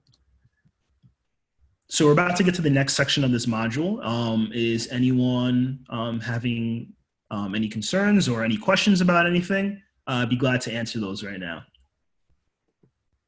Is your screen showing where you've currently stopped? Yeah, this is where I currently stopped right now before we get to the front end. Good. Cool, good to go. All right, so now for our next step, we're gonna be going to the front end code. All right, so let's go back to our contact page. Cool. And what we'll be doing for this contact page, we'll go over to the add panel again, and we'll go down to content manager. All right. Or you can either go right here to content manager and go to add content elements. And then you'll see here it says data set. So I'll show you again. You can either go here from the add panel, go to content manager, and then go to data set and add a data set. So we've worked with data sets in the past. I'm pretty sure you guys already have a great idea of what you should do next with this. You just go to settings. You choose the collection that you want to connect to. And in this case, we have the contact form collection. So we're going to choose contact form, right? So we already set the name of the database, of the data set for us. And what we're going to do next, because this is a form and we're submitting data to it, and we set our database permissions to form submission, we're going to change the mode to write only, right? Because we're just sending this information, we're writing it to our database.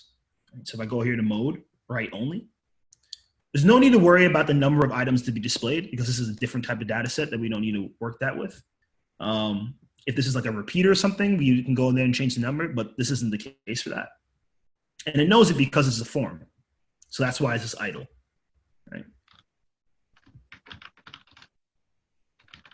So now what I want you to do for the next step, before we move on to the next module, I want you to, because you have this data set here, I want you to connect each element to the appropriate field and to the appropriate action for each one. So for this instance, we have the name input, the email input, the message input, and the button. So I want you to go to the name input and click the connect button. It's already connected to the data set that's on the page. And then you go to value connects to, and you set this one to the title because that's where the name is. We then have the email. Go to email right here. And then we also have the message. So we go here to the connect button, and then we go to message. All right. Now we have this button as well. The button is a little bit unique, but it's the same. It just works in the same menu, but there's something different that's here because it knows it's a button. We go here to the contact form data set. That's what it's connected to. And then it says click action connects to.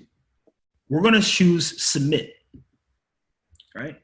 And there's some other things that we can do when we choose submit. We can add a submit message saying, hey, if the message was successful, it can display this message by just saying add successful message. And you can go here and you can edit the message. It pops up right here on the page. And it's already connected to the data set. And if I go back here in the menu through the connect button, again, I can set a failure message as well, saying if there's an error in the message that was sent over. Cool. So make sure you connect all your elements to the data set, to their appropriate fields. And for the button, make sure you have it set to the submit action. Great. So in our next step afterwards, we're going to learn how to code in our front end. Since we already set up our fetch to the SendGrid API, we connected our elements to the data set. For the next step, what we're going to do, we're going to add our code to the front end so that we can actually have the user interact with what we have here. And it's going to be invoking some functions that we have from the back end and working those as well. Cool.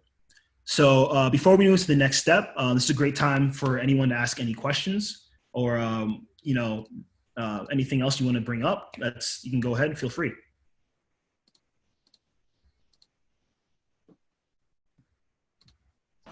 I just So wanted by to make the- a comment. Oh, go ahead, John. No, you first. I was just gonna make a comment. I figured out what was wrong with my squiggly lines. I put it in site instead of page. You put it in site code. Yeah. No, and that's no problems either. So site code, as you know, site code is going to interact with everything throughout your site. Like places that you probably use a lot of the site code with is like something that you would have in your header or your footer, since those will give you the same information no matter what page you're on. So like even if you see on this template, we have on the bottom here, this footer is literally on every page. So like if I made functions in my site page, I can interact with the footer or in the header because those aren't changing unless I have functions to do so. Gotcha. Cool. And A. Lopez, you also had a question as well? No, that was John. I'm A. Lopez. Oh, you're A. Lopez. Cool. So when this thing is completed, it should be able to send messages. Is it sending messages to us, or is it sending messages just kind of from one address to another? What is it doing? Good question. So what this is doing is like, let's kind of bring this from if I was the user going onto your portfolio website. Yeah. When I go to this contact page, I can now fill this out, put my name, put my email address, type the message what I want to you, and press submit. And now this email that I just sent from the website as the user, my message, my email address, my name, is now going to be sent to your personal email. Okay, cool. So you'll get it straight to your inbox, and it's going to come from sendgrid.net, and it's going to say, hey, you have this new submission, check it out, and you'll see it. And then when we're done with this, after the next module, we'll actually test it out to see if it hits your email address. That's why it's important for you to verify your account and also verify that you have the right sender email address, or you won't see it work. So that's why we got rid of those steps in the beginning. And yeah. Awesome. All right. So let me go over here to our contacts one, the other one. All right. So everyone has their elements connected to their data set. Everything's good to go. Cool. Nice. So it seems like you guys are getting the hang of this. You know, you're seeing a pattern of how things are being built with using Corvid, and it's just everything working through the menus to going back and forth with the code. It's kind of a seamless process. So we go here to the next part for SendGrid Part 3. We're going to go back to our contact page. Make sure you're on the page code. Open the IDE.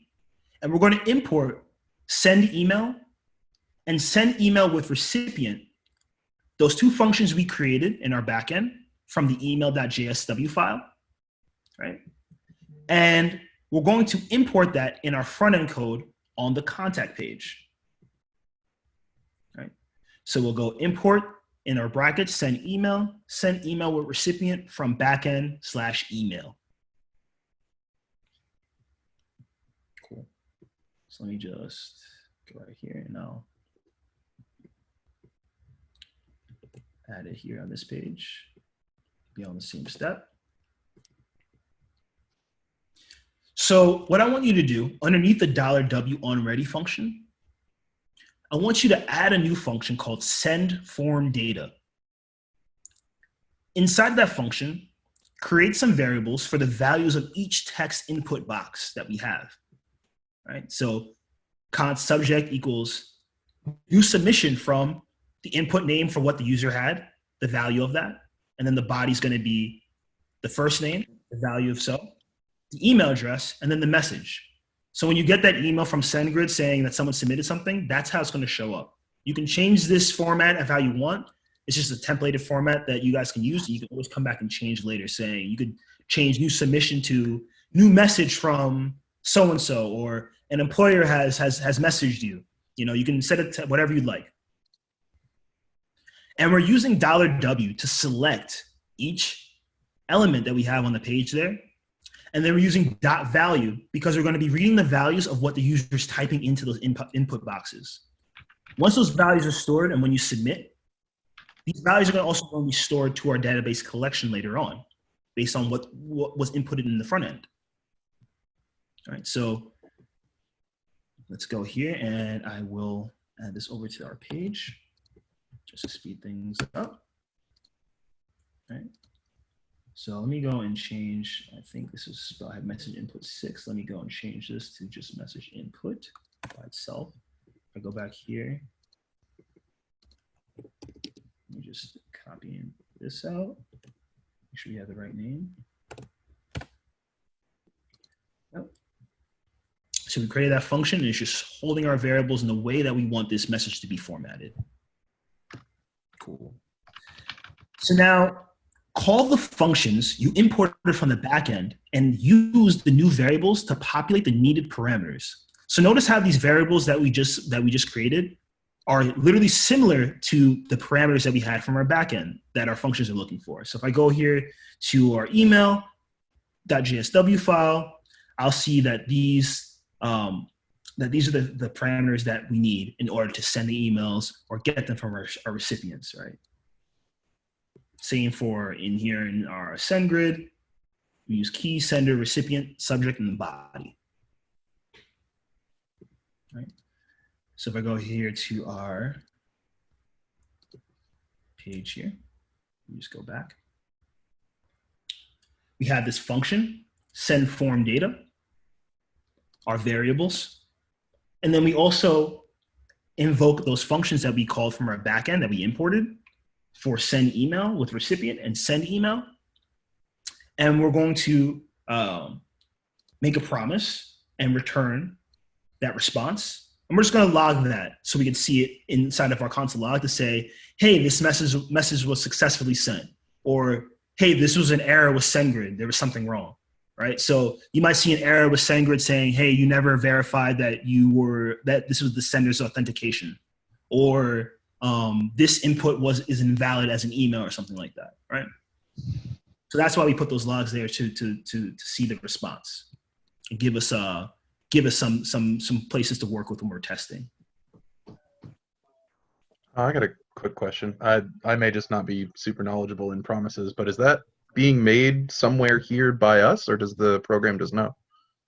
Yeah, so the response of SendGrid is going to know if this is what you sent through was valid based on what you have in your API. So because we have the fetch from, we set up this fetch here inside of our SendGrid.js file, and then we also had our API's keys here. This is actually pinpointing straight to our account on SendGrid when you put in your unique API key that you had when you first created it. And it's going to be sending to that API for that endpoint. And once it hits that endpoint, it's going to check if it's valid or not. So in SendGrid side, it already has a function there that's already checking to see if what the user has inputted from wherever site that it's reaching the endpoint from to see if it's valid or not. Okay, cool. And like that's the power of fetching. You know, you can use so many different API services or anything. So I don't know if you guys were here earlier. Right now I'm actually working on a project, like a personal project for like an herb garden for rosemary, thyme, maybe even some like tomatoes or some other vegetables as well, like using a Raspberry Pi. So I'm using that Raspberry Pi and making its own API. And then my plan is to use Corvid as the front end to control certain things like the lights or maybe even irrigation for that. So, or check temperatures. So that's like things that APIs can help you do. There's other things like, like things to check the stock market with. Maybe there might be some API, like something funny like Pokemon API or Star Wars API. There's plenty from TensorFlow for machine learning. It gets from fun to complex. There's so many APIs across the web, and with Corvid, you can use any third-party API, just as long as you can integrate, as long as those APIs have the permissions to do the integrations, and they have the available HTTP functions there. Cool. All right. So for our next step, we're going to populate the $W on ready function, right? So we're going to use the on after save function on the name of the data set. So make sure you go to your data set that you created on this contact form page and check the name. So you go here to view properties and then look at the ID of it. So right now mine is set to data set 1. You could change that to contact that data set. You can change it whatever you like. All right, so I just kept it there as default. You can change it to however you want to name it. And what we're going to do with that data set there is we're going to use $W to select the data set and then use the on after save function and use the send form data as the parameter there. Right? And the reason why we did that is because now the on after save function saves after the form was submitted, and what it's submitting is what we have. What it's saving is what we have inside of our send form data function, right? So you can also go inside the GitHub and check out the on after save function that's there, and it'll bring you straight to our API reference, and you can read out all the different functionalities you can use with it. You can read about it and see, if it's the right function used for something in the future you want to use. And then also what we're going to do next is add placeholders. So we'll use $W again. We'll select each of these input boxes based on the IDs. And we're going to use the .placeholder function. And we're going to equal that to whatever we want these things to be. So I can set the placeholder for name input to be first name. Say the email input just to be set the placeholder to email. And then the message, I can set that placeholder to say send message. So if I put this on preview mode right now, it went from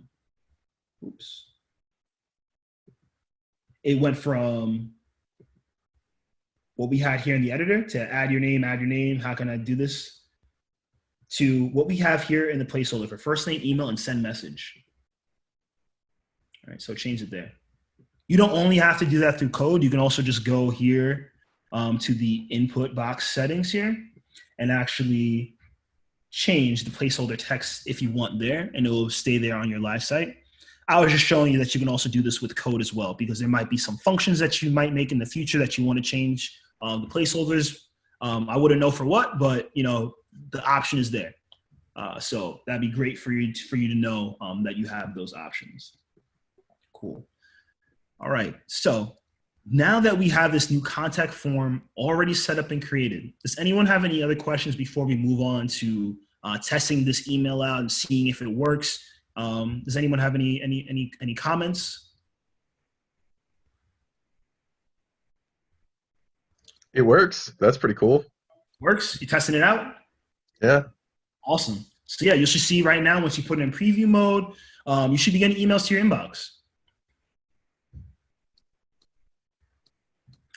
So that Wix Fetch, again, you can do as many APIs that across the web you can connect to, as long as they have the available HTTP functions. You can use it for a lot of different stuff, either using post to send forms or to add something to a collection or add something to a data source. You can use get if, let's say, you had an API that had a catalog of items for a store or something. You could use a get request to get all of the items and display them on your page. Update, delete if you have something, let's say, if you're working for, let's say you get a job for an enterprise company and they're using something like Salesforce or ServiceNow or anything like that. They have APIs that you can use that you could probably send update or delete functions to work with those data sources for other applications that you make externally. Cool. So now we got our emails working. Is anyone having trouble getting those emails sent right now before we move on to the next step?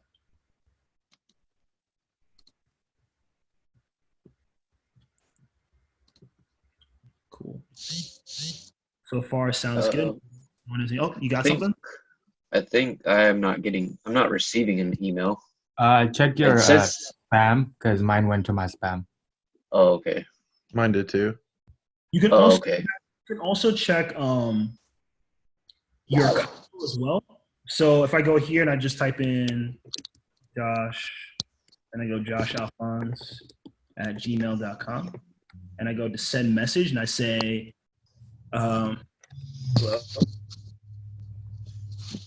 CodeStack. I press send. And I look here in my console. I can always check here in preview mode on my console. And I don't know if you heard my phone just vibrated. That was my email. You got yours too? Sweet. Yeah. So you'll see here, like it says message success, message success.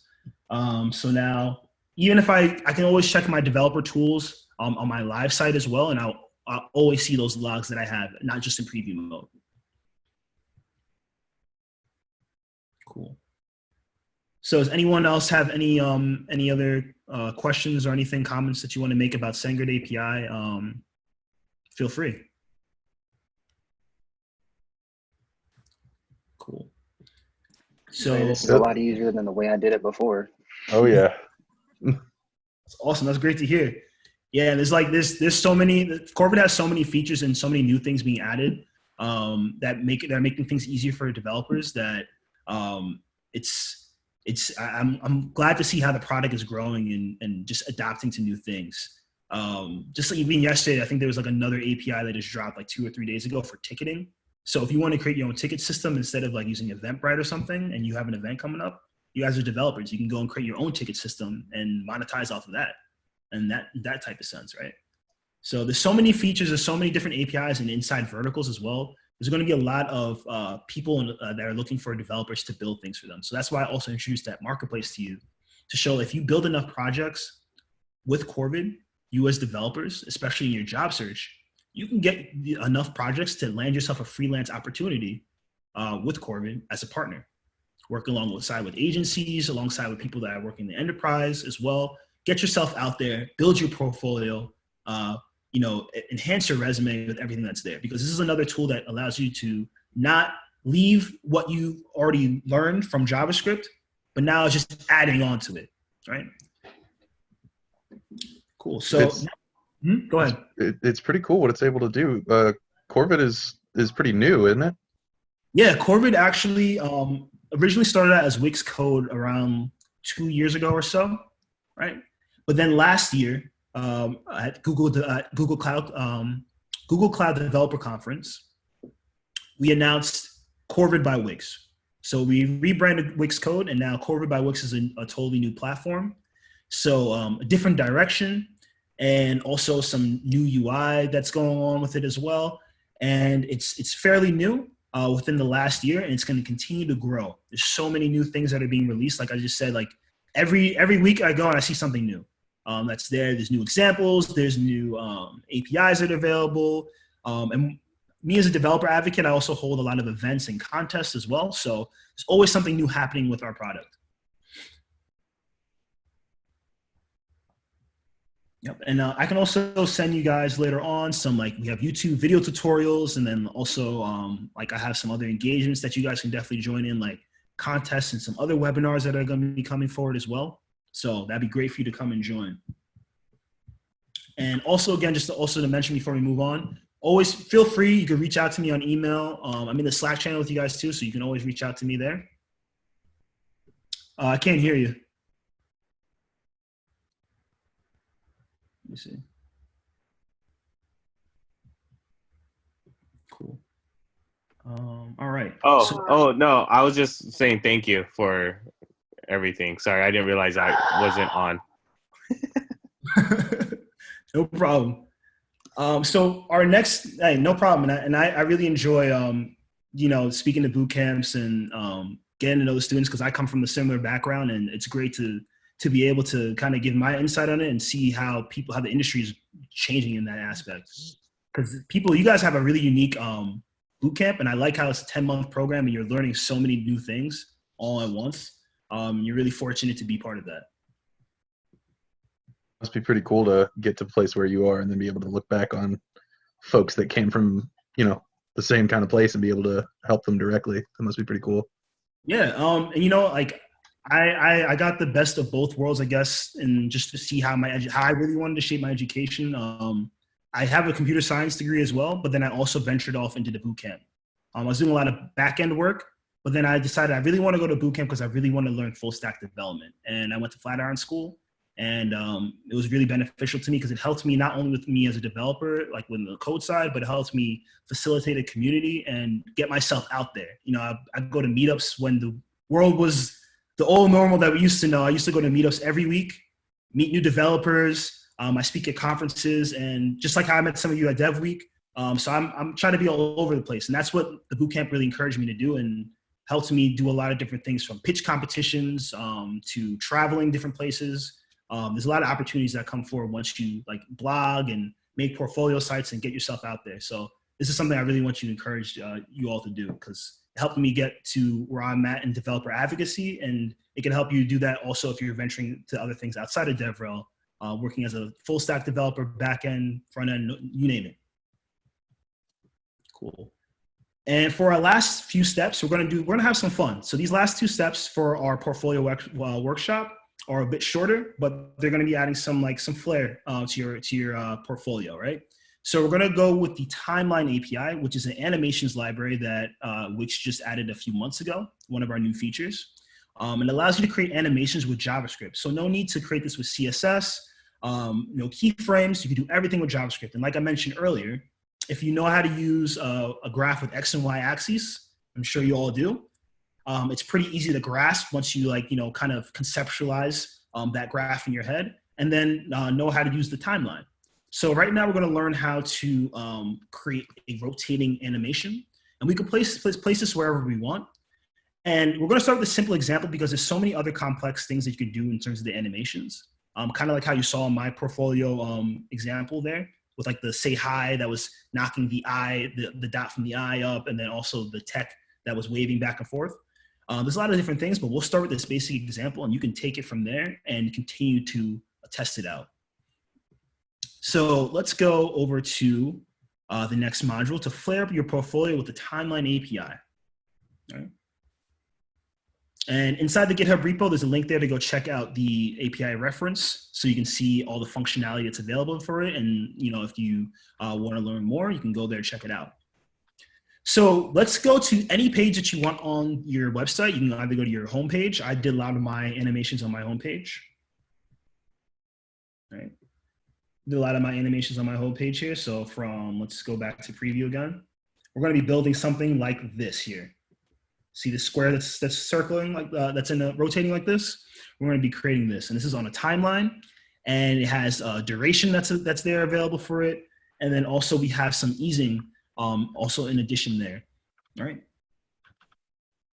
So what we'll do is we're going to, let me just I'll go on a different page. You guys can put this animation any page you want. So let me just go to my CV page real quick. And we're going to add a decorative vector image. You could either go to vector art, or you could choose any of these basic shapes that you like. You can also use this Timeline API on text. You can pretty much use it on any UI element that you have available, that we have available. I like to use it on text and on images and vector art, just because of those things that I like to visually see be animated. Similar to how you saw the text on tech was in that wave, I was able to use the animation API there.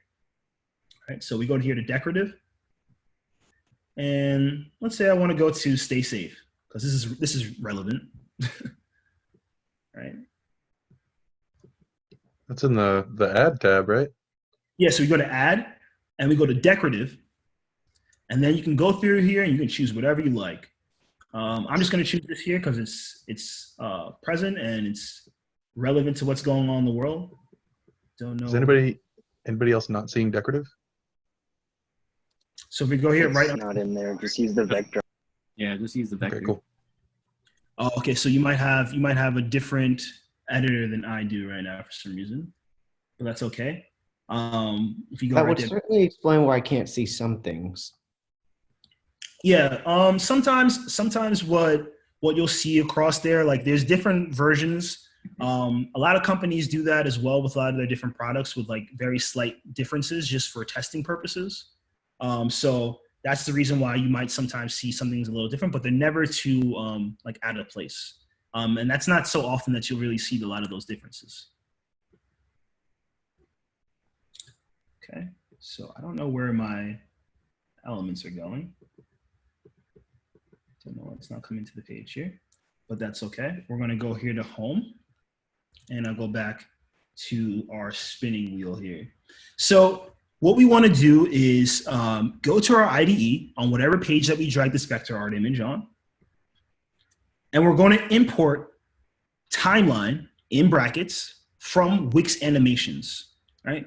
So now that gives us the ability to now use timeline, which is what we have working. The reason why we're able to have this this image repeat and be and loop all the way through, we're using the timeline to do so, right? And we're going to be setting the timeline to a certain number to make sure that it keeps repeating and looping. Then we're going to import Wix Animations from Wix Animations, because now we're going to open up the entire animation library to our project here. Cool. Right. So like, as you see in this IDE here, the timeline API can get a bit complex, right? Depending on what you want to do, right? So you like try to think of it as in increments, each step of the way of how you want the animation to go. Kind of like stop motion, right? Like stop motion animation is always like just a little bit, and then they go and take a certain shot here, there. Same way with the timeline API. And that's why we use the .add function here from the timeline API, because we're going to be adding each bit and piece of what we want to be displaying, right? Because we're moving this animation piece by piece. So inside of our onReady function, we can go and invoke a function called anything we want. I just named mine tech animation, just because that's what it was on my page. You can name it whatever you'd like, but make sure you can name it spin animation the way I have it there. But make sure that you go to your vector art or your text or whatever you have for the animation, and you change the ID to like animation spin or box spin. However you want to organize this, it's up to you. You already know how to change IDs with view properties. So put these naming conventions as something that you would like to see and you're used to. Cool. So what we'll do, oh, I guess my vector art came back. So let's just start from here. Cool. So I'm going to keep one. Let me just move this out the way. Cool. I'm going to keep one of these stationary, and I'm going to have the other one be have an animation to it. So let's go and say this one for spin animation.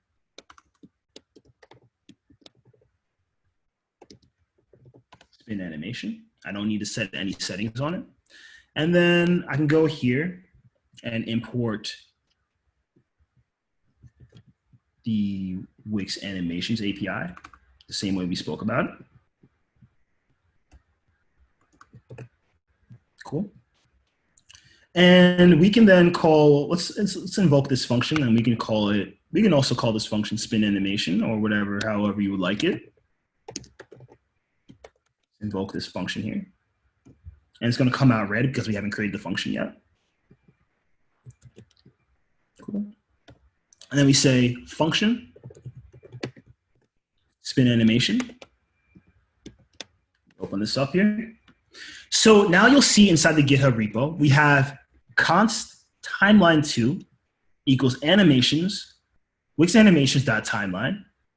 And then inside those brackets, it says repeat. So we're going to go over that line of code really quick. It's pretty straightforward. And I'm going to post that right here inside of our code. And I go to const time. So this variable that we have for timeline2, we can name it whatever we want. It doesn't have to necessarily be timeline2. It could just be timeline, or because we already have timeline here, it will already take over and know, since we're using Wix Animations, that this is the timeline. But I like to separate my concerns and keep my naming conventions organized, because there might be more timelines that I'm going to be creating within my project. But this specific timeline is just for this vector image that we're working with, right? So I set this, let's name it to timeline 1 for right now. And I equal Wix Animations to the timeline, Wix Animations.timeline. And then I have inside of this parameter here, repeat, and then we're going to say -1, right? So if I put any numbers there from like 1 to 10, that's going to say how many times that this is going to repeat in loop. But when I do -1, that puts it in an infinite loop. and it's going to continue to spin depending on whatever functionality we put on it. So because we put this in our we invoke this function inside of our $W on ready function, it's going to spin no matter what because the page is just loaded, right? Whereas there's other functions that we can add to this, like on viewpoint leave, on viewpoint enter. Depending on where we're scrolling on the page, the animation will start up, or we can do it on clicks. We can do it based on hovers, whatever you want. There's a lot of events that you can add, but it all is based on the UI element that you're putting this animation on. Right? So right now we have this set up that it's going to repeat and be on loop. We then use the add function here and select the UI element for the vector art that we have. So if I go right underneath here on this function, right, and let's go, and we're gonna fix some of these things up. So I said spin animation. So if I say spin animation, let's try that one out. And we're gonna change this to timeline. We change it to timeline 1. Cool. So now this add is saying, add the spinning animation, and underneath is all of the parameters that we want to be able to, like how we're going to be able to control this animation. So we're saying rotate at a 360 degree angle, keep going in that circle. You can set it to whatever you like. We're going to set the duration for 5 seconds. And then we're going to set the easing, which is the animation motion acceleration or deceleration, to ease in circ. So I'm actually going to take some time real quick and go to the API reference and just show you where you can look at how to use this Animations API. So right here at the top, it's alphabetical order. Go here to Wix Animations. We can go here to Timeline. This shows you how to use the Timeline API, and use Timeline, describes what it is. Use to compose animations together over time. And then you also have here Timeline options. You can learn some more about all of the different values that you can use, either the repeat delay, yo-yo, there's plenty of them. And then we also have the add function. There's also functions to start animations based on things that are completed. You can put things in repeat, on start, pause, play, replay, reverse. And then there's also attributes for duration, delay, opacity, rotation, the X and Y axes. If you want things to move up and down, you use the X and Y axes. That's why I was saying, like, if you know how to use a graph, it's pretty easy to get started with this. And then you also have the easing, and there's plenty of the easing options here that shows you how the acceleration and deceleration of all these motions go with the Timeline API. So we can get from basic to what we're doing right now to something more complex. So I just wanted to highlight that. Cool. So now that we set up our Timeline API here, and we have this animation, let's go test it out in preview mode. So if you see now, this one UI element I had here of the same one is not on this timeline. So because it's not selected and it's not on this timeline, it's not going to spin. The one above it is on our timeline, and it's spinning now.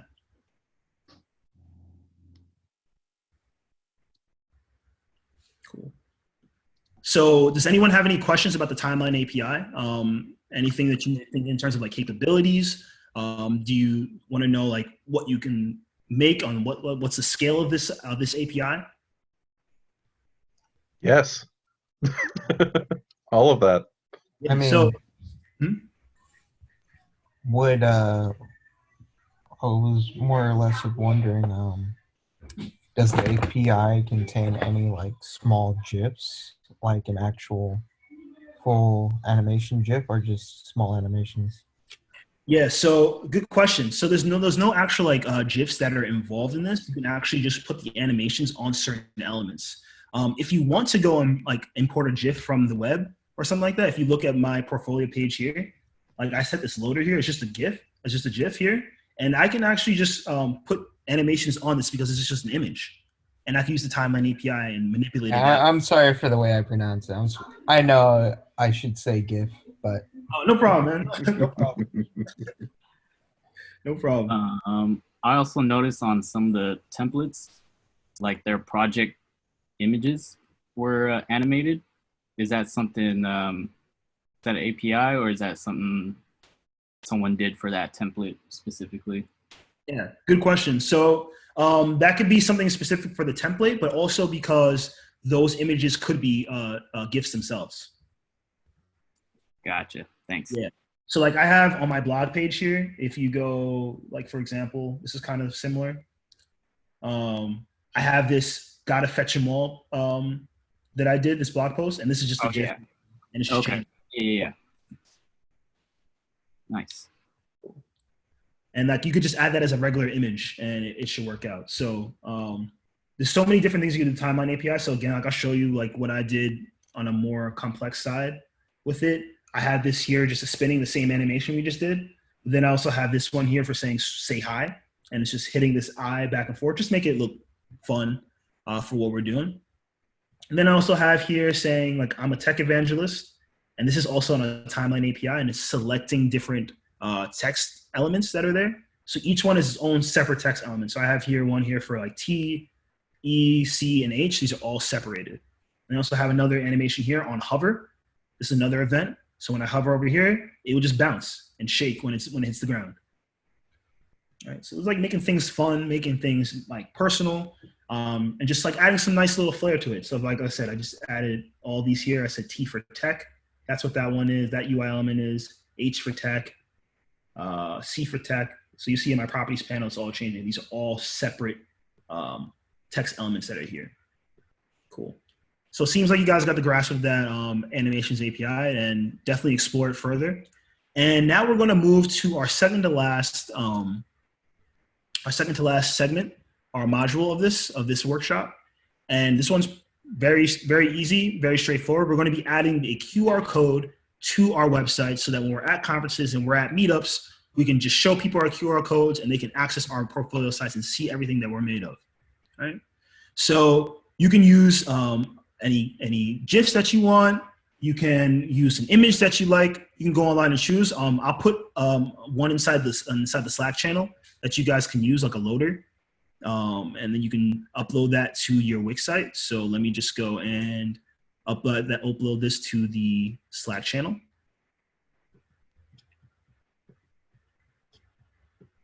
Let me just move this Zoom box out the way. Cool. And we're going to send this from our computer and send this GIF in here and upload.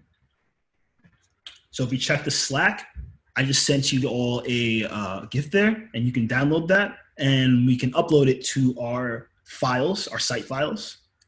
So once you have this saved somewhere locally on your computer, I will show you now how to bring this to your site. So if you just go over here to add and you go to image, my image uploads. So again, we went to add, image, my image uploads. And now this dashboard is going to pop up. And you're going to see all the different things that you might have stored there. I believe yours is blank.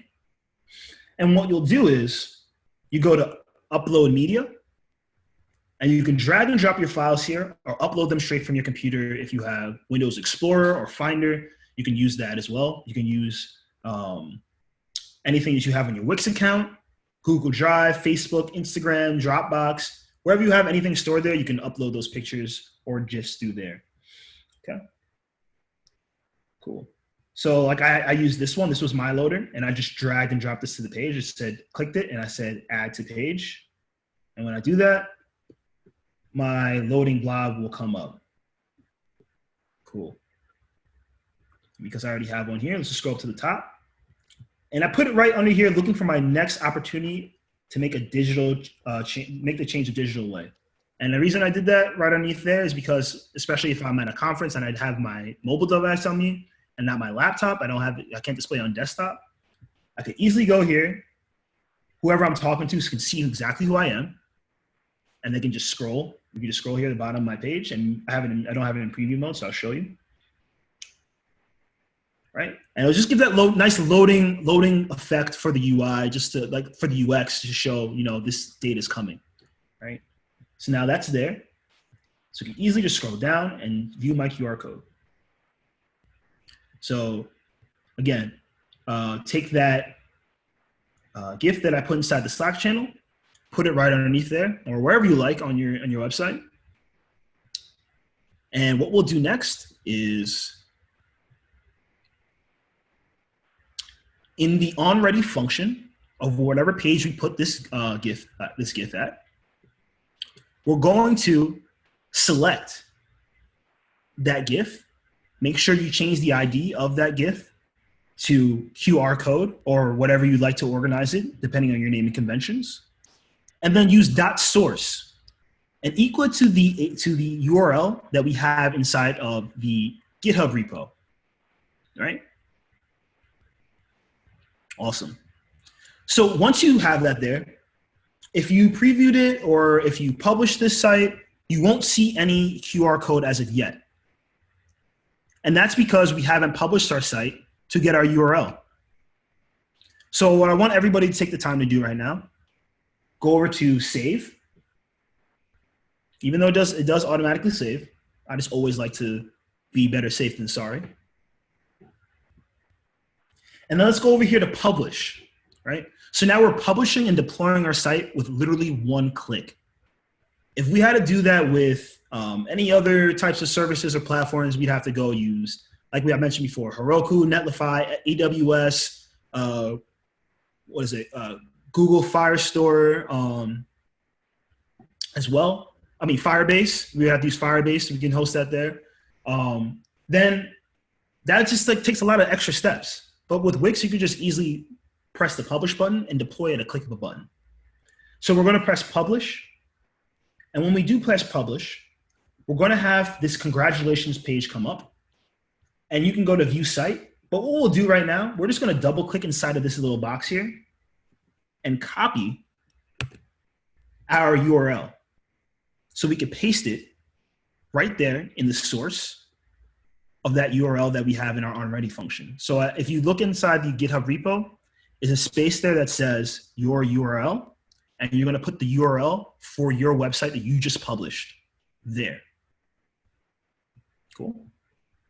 So now what that's giving you to do, like what this is doing right now, this code is actually sending a GET request to this QR code API.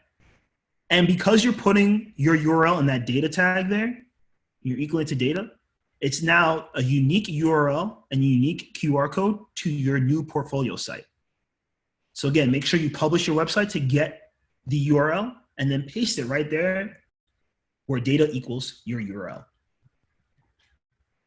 Right, so it looks something like this right here that I have highlighted. Something like that. Cool. Now, if you go to preview mode, or if you publish your site, you should now see your QR code pop up. And if you take out your phone, if you have a smartphone, you probably do. You go here and you just focus straight on this QR code. And you'll be able to bring it up. So let me bring this over to my, go to publish. And let me go to this site here. Let me bring it up on my other desktop.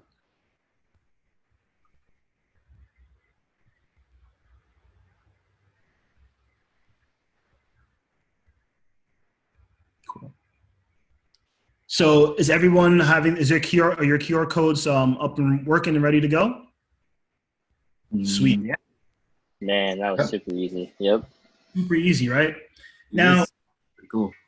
It's cool, right? Yeah. So now you guys, like, right now you have a portfolio site. You've spent months at a boot camp creating wonderful projects. You have plenty more times to go in your young licensed developers. Can't wait to see how many like projects you have. Look at that. Got the spinning animation with the stay safe there. That's awesome. Really relevant for the times. Good job, Angel. So now, like, you guys can take these skills, continue to build projects in other platforms as well. Keep building in Corvid, but I encourage you just to be the developers you are. And like, you know, developers are like detectives. You like to figure out things, find them out, take them apart, put them back together. Keep building with the things that you're building there. Keep diving into Corvid. And if you have any questions or comments and you'd like to be part of the community even more, feel free to reach out to me. I'm the developer advocate in New York. And you can always hit me up on LinkedIn, Joshua Alphonse, Twitter at Josh Alphonse. And then also you can hit me up on Reddit, Corvid by Wix. And I'm also available through email, joshua@wix.com. And I'll send you guys all these links for everything that we have going on, and then also future events. So I'm really excited that you guys were able to come through to all 3 of these sessions. This is a great turnout. You guys did a great job. You had great questions. And I'm excited to see what you guys do moving forward. So if you have any Wix sites that you create in the future, always send them over to me. We can write blog posts about them and share them to our community as well. And right now, you guys are Corvid developers. So welcome to the community. I can't wait to see you guys build some more. Thanks, man. Hey, no problem. I liked it a lot. Yeah, no. Yeah, that was cool. Thanks for teaching us all this. Hey, no It's problem. really great. That was pretty awesome. Make sure you guys all turn your camera on to thank Joshua for all that extra knowledge he dropped on us today and the last 2 days. Thank you, Joshua. Thank I you. think I'll probably end up using Corvid for my actual portfolio too. Maybe let's try that thank you again without the reluctance. There we go. Exactly. And it is being recorded, so come on. 1, 2, 3. Thank you, Joshua. Do you have SoundCloud? Can I add you on SoundCloud? I'm just kidding. I'll drop my SoundCloud and I'll drop Bandcamp, Instagram, and my. Yeah, let us know when the next set comes out, my man. Yeah.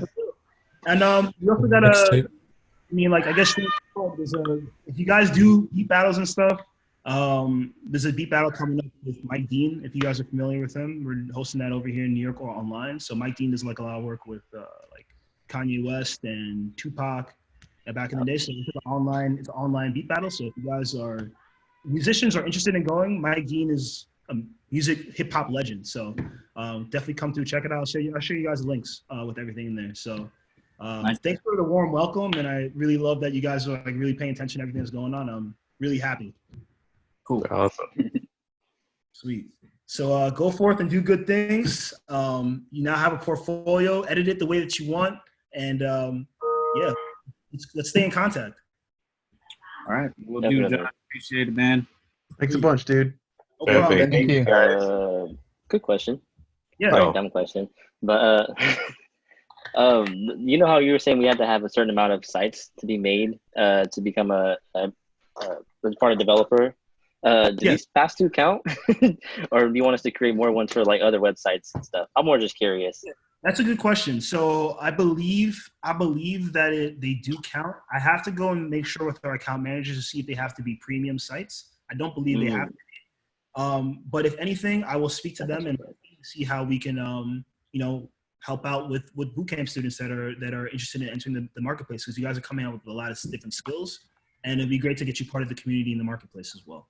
So I'll find out. I believe we need about 20 projects made with to do so, just like to build your reputation, because you build reputation points and then like you get a certain like level of where you go to. So we have like brew masters, Corvid masters, all those different types of badges that you get. So as you build more projects and you're involved in more things, you can go and enter the marketplace. So if you know someone that has like an e-commerce business and they want to bring it to e-commerce, you guys now have skills to go build a website with Corvid, use Wix stores. You have the resources there. You have me as well to reach out to, and you can start building those projects for people that you know, get paid for what you do, and then also lead that into a way for you to get into the marketplace, So for sure. so many different ways for you to monetize off of this and gain skills, from the marketplace to even building applications with any stack for the app market. So if you have an app that you want to integrate using, let's say, if I go here on my add apps page here, this is the app market that you can actually go and install different verticals on here. So from the ones that are created from Wix to anything external like Instagram, you get your Instagram feed on here. There's some even new apps here for like drop shipping, email campaigns, all different types of stuff. So you can get your app on there and monetize off of that as well using the Wix developers. And I'll share with you all these links, everything that I spoke about, so you can have access to everything. And always, again, feel free to ask any questions. I'm always here.